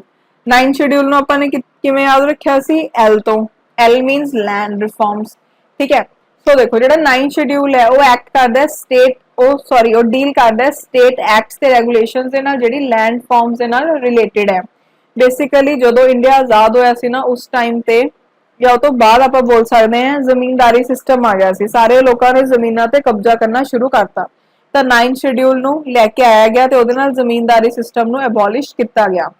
ਠੀਕ ਹੈ ਤੇ 9th ਸ਼ਡਿਊਲ ਹੈ ਜਿਹੜਾ ਉਹ ਡੀਲ ਕਰਦਾ ਉਹ ਐਕਟਸ ਤੇ ਰੈਗੂਲੇਸ਼ਨਸ ਦੇ ਨਾਲ ਜਿਹੜੇ ਕਿ ਜਿਨ੍ਹਾਂ ਨਾਲ ਪਾਰਲੀਮੈਂਟ ਡੀਲ ਕਰ ਸਕਦਾ ਹੈ ਤੇ ਉਹ ਅਦਰ ਮੈਟਰਸ ਨਾਲ ਰਿਲੇਟਡ ਹੋ। ਹੁਣ ਇੱਕ ਚੀਜ਼ ਧਿਆਨ ਰੱਖਿਓ ਜਿਹੜਾ 9th ਸ਼ਡਿਊਲ ਹੈ ਉਹਨੂੰ ਐਡ ਕੀਤਾ ਗਿਆ ਸੀ ਫਸਟ ਅਮੈਂਡਮੈਂਟ ਐਕਟ 1951 ਦੇ ਨਾਲ। ਠੀਕ ਹੈ ਤੇ ਇਹਦੇ ਵਿੱਚ ਇੱਕ ਗੱਲ ਕਹੀ ਗਈ ਸੀ ਕਿ ਜਿਹੜੇ ਲਾਜ਼ ਇਹਦੇ ਅੰਦਰ ਬਣਾਏ ਜਾਣਗੇ ਉਹਨਾਂ ਦੀ ਜੁਡੀਸ਼ੀਅਲ ਸਕ੍ਰੂਟੀਨਿਟੀ ਨਹੀਂ ਕੀਤੀ ਜਾ ਸਕਦੀ ਕਿਹਦੇ ਬੇਸਿਸ ਤੇ ਕਿ ਫੰਡਾਮੈਂਟਲ ਰਾਈਟਸ ਦਾ ਵਾਇਓਲੇਸ਼ਨ ਹੋ ਰਿਹਾ ਹੈ। ਬਟ 2007 ਦੇ ਵਿੱਚ ਜਿਹੜਾ ਸੁਪਰੀਮ ਕੋਰਟ ਉਹਨੇ ਕਿਹਾ ਕਿ ਜਿਹੜੇ ਲਾਜ਼ ਇਹ ਸ਼ਡਿਊਲ ਦੇ ਵਿੱਚ ਆਣਗੇ 24 ਅਪ੍ਰੈਲ 1973 ਤੋਂ ਬਾਅਦ ਉਹਨਾਂ ਦੀ ਜੁਡੀਸ਼ੀਅਲ ਰਿਵਿਊ ਹੋ ਸਕਦੀ ਹੈ। ਮਤਲਬ ਸੁਪਰੀਮ ਕੋਰਟ ਉਹਨੂੰ ਦੇਖ ਸਕਦੀ ਹੈ ਤੇ ਉਹਦੇ ਉੱਪਰ ਫੈਸਲਾ ਸੁਣਾ ਸਕਦੀ ਹੈ। ਉਦੋਂ ਬਾਅਦ ਨੈਕਸਟ 10th ਸ਼ਡਿਊਲ ਨੂੰ ਆਪਾਂ ਨੇ ਯਾਦ ਰੱਖਿਆ ਸੀ ਡੀ ਤੋਂ। ਠੀਕ ਹੈ ਡਿਫੈਕਸ਼ਨ। ਸੋ ਜਿਹੜਾ 10th ਸ਼ਡਿਊਲ ਹੈ ਸਭ ਤੋਂ ਪਹਿਲਾਂ ਤਾਂ ਉਹਨੂੰ ਐਡ ਕਿਹਦੇ ਨਾਲ ਕੀਤਾ ਗਿਆ 52nd ਅਮੈਂਡਮੈਂਟ ਐਕਟ 1985 ਨਾਲ। ਹੁਣ ਇਹਨੂੰ ਯਾਦ ਕਿਵੇਂ ਕਰੋਗੇ 5 into 2 ਕਿੰਨਾ ਹੁੰਦਾ 10 ਸੋ 10th ਸ਼ਡਿਊਲ। ਠੀਕ ਹੈ ਇਹਦੇ ਵਿੱਚ ਪ੍ਰੋਵੀਜ਼ਨਸ ਹੈ ਡਿਸਕੁਆਲੀਫਿਕੇਸ਼ਨ ਨਾਲ ਰਿਲੇਟਡ ਪਾਰਲੀਮੈਂਟ ਦੇ ਤੇ ਸਟੇਟ ਲੈਜਿਸਲੇਚਰ ਦੇ ਮੈਂਬਰਸ ਦੇ ਨਾਲ ਕਿਹਦੇ ਬੇਸਿਸ ਦੇ ਉੱਪਰ ਡਿਫੈਕਸ਼ਨ ਦੇ ਬੇਸਿਸ ਦੇ ਉੱਪਰ। ਇਹਦੇ ਬਾਰੇ ਆਪਾਂ ਅੱਗੇ ਪੜਾਂਗੇ ਸੋ ਜਨਾ ਕੀ ਸਮਝ ਲਓ। ਦੈਨ 11th ਸ਼ਡਿਊਲ ਜਿਹੜਾ 11th ਸ਼ਡਿਊਲ ਹੈ ਉਹਨੂੰ ਆਪਾਂ ਨੇ ਯਾਦ ਰੱਖਿਆ ਸੀ ਪੀ ਤੋਂ। ਇਹ ਕਿੰਨਾ ਰਿਲੇਟਡ ਹੈ ਪੰਚਾਇਤਸ ਦੇ ਨਾਲ। ਠੀਕ ਹੈ ਇਹਦੇ ਵਿੱਚ ਪ੍ਰੋਵੀਜ਼ਨਸ ਹੈ ਜਿਹੜੀ ਕਿ ਪਾਵਰ ਅਥਾਰਟੀ ਰਿਸਪੌਂਸਿਬਿਲਟੀ ਦੱਸਦਾ ਪੰਚਾਇਤ ਸੀ ਤੇ ਇਹਦੇ ਵਿੱਚ ਟੋਟਲ 29 ਮੈਟਰਸ ਹੈ। ਪੁੱਛਿਆ ਗਿਆ ਸੀ ਪੇਪਰ ਦੇ ਵਿੱਚ ਕਿ ਕਿੰਨੇ ਮੈਟਰਸ ਹੈ 29। ਜਦੋਂ ਆਪਾਂ ਪੰਚਾਇਤੀ ਰਾਜ ਪੜਾਂਗੇ ਉਹਦੇ ਵਿੱਚ 29 ਮੈਟਰਸ ਦੇਖਾਂਗੇ ਕਿਹੜੇ ਕਿਹੜੇ ਆ। ਠੀਕ ਹੈ ਤੇ ਇਹਨੂੰ ਐਡ ਕੀਤਾ ਗਿਆ 73rd ਅਮੈਂਡਮੈਂਟ ਐਕਟ ਦੇ ਨਾਲ। ਉਦੋਂ ਬਾਅਦ 12th ਸ਼ਡਿਊਲ ਨੂੰ ਐਮ ਤੋਂ ਯਾਦ ਰੱਖਿਆ ਸੀਗਾ। ਇਹਦੇ ਵਿੱਚ ਗੱਲ ਕੀਤੀ ਜਾਂਦੀ ਹੈ ਮਿਊਨਿਸਪੈਲਿਟੀਜ਼ ਦੀ ਰਿਸਪੌਂਸਿਬਿਲਟੀ ਪਾਵਰ ਅਥਾਰਟੀ ਦੀ ਤੇ ਇਹਦੇ ਵਿੱਚ ਟੋਟਲ 18 ਮੈਟਰਸ ਹੈ ਤੇ ਇਹਨੂੰ ਐਡ ਕੀਤਾ ਗਿਆ ਸੀ 74th ਅਮੈਂਡਮੈਂਟ ਐਕਟ 1992 ਦੇ ਨਾਲ। ਓਕੇ ਸੋ ਆਈ ਹੋਪ ਤੁਹਾਨੂੰ ਸਮਝ ਆ ਗਏ ਹੋਣਗੇ ਸ਼ਡਿਊਲਸ ਕੀ ਨੇ। ਸੋ ਹੁਣ ਆਪਾਂ ਡਿਸਕਸ ਕਰਦੇ ਹਾਂ ਐਮਸੀਕਿਊਜ਼ ਜੋ ਆਪਾਂ ਨੇ ਅੱਜ ਪੜ੍ਹਿਆ ਉਹਦੇ ਬੇਸਿਸ ਤੇ। ਠੀਕ ਹੈ ਸੋ ਇੱਕ ਇੱਕ ਕਰਕੇ ਦੇਖਦੇ ਹਾਂ ਕਿਹਦਾ ਕੀ ਆਨਸਰ ਆਏਗਾ। ਸਭ ਤੋਂ ਪਹਿਲਾਂ ਆਪਣੇ ਕੋਲ ਹੈ ਕਿਹੜਾ ਕਨਸਟੀਟਿਊਸ਼ਨ ਅਮੈਂਡਮੈਂਟ ਐਕਟ ਹੈ ਜਿਹੜਾ ਕਿ ਕਨਸਟੀਟਿਊਸ਼ਨਲ ਸਟੇਟਸ ਤੇ ਪ੍ਰੋਟੈਕਸ਼ਨ ਦਿੰਦਾ ਹੈ ਕੋਆਪਰੇਟਿਵ ਸੁਸਾਇਟੀਜ਼ ਨੂੰ। ਸੋ ਕਿਹੜੇ ਕਨਸਟੀਟਿਊਸ਼ਨ ਐਕਟ ਨੇ ਇਹ ਚੀਜ਼ ਕੀਤੀ 42nd constitution amendment act 44th constitution amendment act 86 ਜਾਂ 97। ਇਹਦਾ ਆਨਸਰ ਕੀ ਆਏਗਾ D that is 97th constitution amendment act. ਆਪਾਂ ਨੇ ਪੜਿਆ ਸੀ ਨਾ ਤਿੰਨ ਚੀਜ਼ਾਂ ਐਡ ਕੀਤੀਆਂ ਸੀ। ਉਸ ਤੋਂ ਬਾਅਦ ਕਿਹੜੀ ਲੈਂਗੁਏਜ ਹੈ ਜਿਹੜੀ ਕਿ 8th ਸ਼ਡਿਊਲ ਦੇ ਵਿੱਚ ਨਹੀਂ ਹੈ ਡੋਗਰੀ ਰਾਜਸਥਾਨੀ ਸਿੰਧੀ ਜਾਂ ਫਿਰ ਮਨੀਪੁਰੀ। ਇਹਦਾ ਆਨਸਰ ਕੀ ਆਏਗਾ B that is Rajasthani. Next ਕਿੰਨੇ ਆਰਟੀਕਲਸ ਹੈ ਇੰਡੀਅਨ ਕਨਸਟੀਟਿਊਸ਼ਨ ਦੇ ਵਿੱਚ 448 120 280 ਜਾਂ 750। ਇਹਦਾ ਆਨਸਰ ਆਏਗਾ A that is 448 articles. Next presidential government ਹੈ ਜਿਹੜੀ ਉਹ ਕਿਹੜੇ ਬੇਸਿਸ ਦੇ ਉੱਪਰ ਕੰਮ ਕਰਦੀ ਹੈ ਕਿ ਸੈਂਟਰ ਤੇ ਸਟੇਟ ਦੇ ਵਿੱਚ ਪਾਵਰ ਦੀ ਡਿਵੀਜ਼ਨ ਹੋਣੀ ਚਾਹੀਦੀ ਹੈ ਪਾਵਰ ਦੀ ਸੈਂਟਰਲਾਈਜੇਸ਼ਨ ਹੋਣੀ ਚਾਹੀਦੀ ਹੈ ਬੈਲੈਂਸ ਹੋਣਾ ਚਾਹੀਦਾ ਹੈ ਪਾਵਰ ਦਾ ਜਾਂ ਪਾਵਰ ਸੈਪਰੇਟ ਹੋਣਗੀਆਂ। ਇਹਦਾ ਆਨਸਰ ਆਏਗਾ ਡੀ ਕਿ ਪਾਵਰ ਹੈ ਜਿਹੜੀਆਂ ਆਰਗਨਸ ਦੇ ਵਿੱਚੋਂ ਸੈਪਰੇਟ ਹੋਣਗੀਆਂ। ਠੀਕ ਹੈ ਉਸ ਤੋਂ ਬਾਅਦ ਨੈਕਸਟ ਫੰਡਾਮੈਂਟਲ ਡਿਊਟੀਜ਼ ਜਿਹੜੀਆਂ ਨੇ ਉਹਨਾਂ ਨੂੰ ਇਨਕਲੂਡ ਕੀਤਾ ਗਿਆ ਹੈ ਕਨਸਟੀਟਿਊਸ਼ਨ ਆਫ ਇੰਡੀਆ ਦੇ ਵਿੱਚ ਕਿਹੜੀ ਅਮੈਂਡਮੈਂਟ ਐਕਟ ਦੇ ਨਾਲ 40 44th 43rd ਜਾਂ 42nd। ਇਹਦਾ ਆਨਸਰ ਕੀ ਆਏਗਾ 42nd ਅਮੈਂਡਮੈਂਟ ਐਕਟ। ਮੈਂ ਤੁਹਾਨੂੰ ਦੱਸਿਆ ਸੀ ਨਾ ਫੰਡਾਮੈਂਟਲ ਡਿਊਟੀਜ਼ ਪਹਿਲਾਂ ਪਾਰਟ ਨਹੀਂ ਸੀ ਕਨਸਟੀਟਿਊਸ਼ਨ ਦਾ ਫਿਰ 42nd ਅਮੈਂਡਮੈਂਟ ਐਕਟ ਨਾਲ ਉਹਨਾਂ ਨੂੰ ਪਾਰਟ ਬਣਾਇਆ ਗਿਆ ਕਨਸਟੀਟਿਊਸ਼ਨ ਦਾ। ਸੋ ਨੈਕਸਟ ਕੁਐਸਚਨ ਹੈ ਇਹਨਾਂ ਵਿੱਚੋਂ ਕਿਹੜਾ ਐਕਟ ਹੈ ਜਿਹਨੇ ਕਿ ਕਮਿਊਨਲ ਇਲੈਕਟੋਰੇਟ ਨੂੰ ਇੰਟਰੋਡਿਊਸ ਕੀਤਾ ਇੰਡੀਆ ਦੇ ਵਿੱਚ Indian council act 1861 Indian council act 1892 Indian council act 1909 ਜਾਂ ਗਵਰਨਮੈਂਟ ਆਫ ਇੰਡੀਆ ਐਕਟ 1935। ਮੈਂ ਤੁਹਾਨੂੰ ਦੱਸਿਆ ਵੀ ਸੀਗਾ ਕਿ ਇੰਡੀਅਨ ਕਾਉਂਸਲ ਐਕਟ ਜਦੋਂ 1909 ਆਪਾਂ ਡਿਸਕਸ ਕੀਤਾ ਸੀ ਕਿ ਉਹਦੇ ਵਿੱਚ ਮੋਸਟ ਇੰਪੋਰਟੈਂਟ ਚੀਜ਼ ਕਿਹੜੀ ਸੀਗੀ ਕਮਿਊਨਲ ਇਲੈਕਟੋਰੇਟ ਮੁਸਲਿਮਸ ਦੇ ਲਈ। ਠੀਕ ਹੈ ਸੋ ਇਹਦਾ ਆਨਸਰ ਕੀ ਆਏਗਾ ਸੀ। Okay so thank you so much. I hope ਅੱਜ ਆਪਾਂ ਨੇ ਜੋ ਵੀ ਡਿਸਕਸ ਕੀਤਾ ਤੁਹਾਨੂੰ ਸਾਰਾ ਸਮਝ ਆ ਗਿਆ ਹੋਊਗਾ। ਹੁਣ ਤੁਸੀਂ ਆਪਣੇ ਨੋਟਸ ਨੂੰ ਅੱਛੇ ਤਰੀਕੇ ਨਾਲ ਪੜ੍ਹੋ ਤੇ ਉਹਨਾਂ ਨੂੰ ਸਮਝੋ। ਓਕੇ, ਸੋ ਮਿਲਦੇ ਨੈਕਸਟ ਲੈਕਚਰ ਦੇ ਵਿੱਚ। Thank you.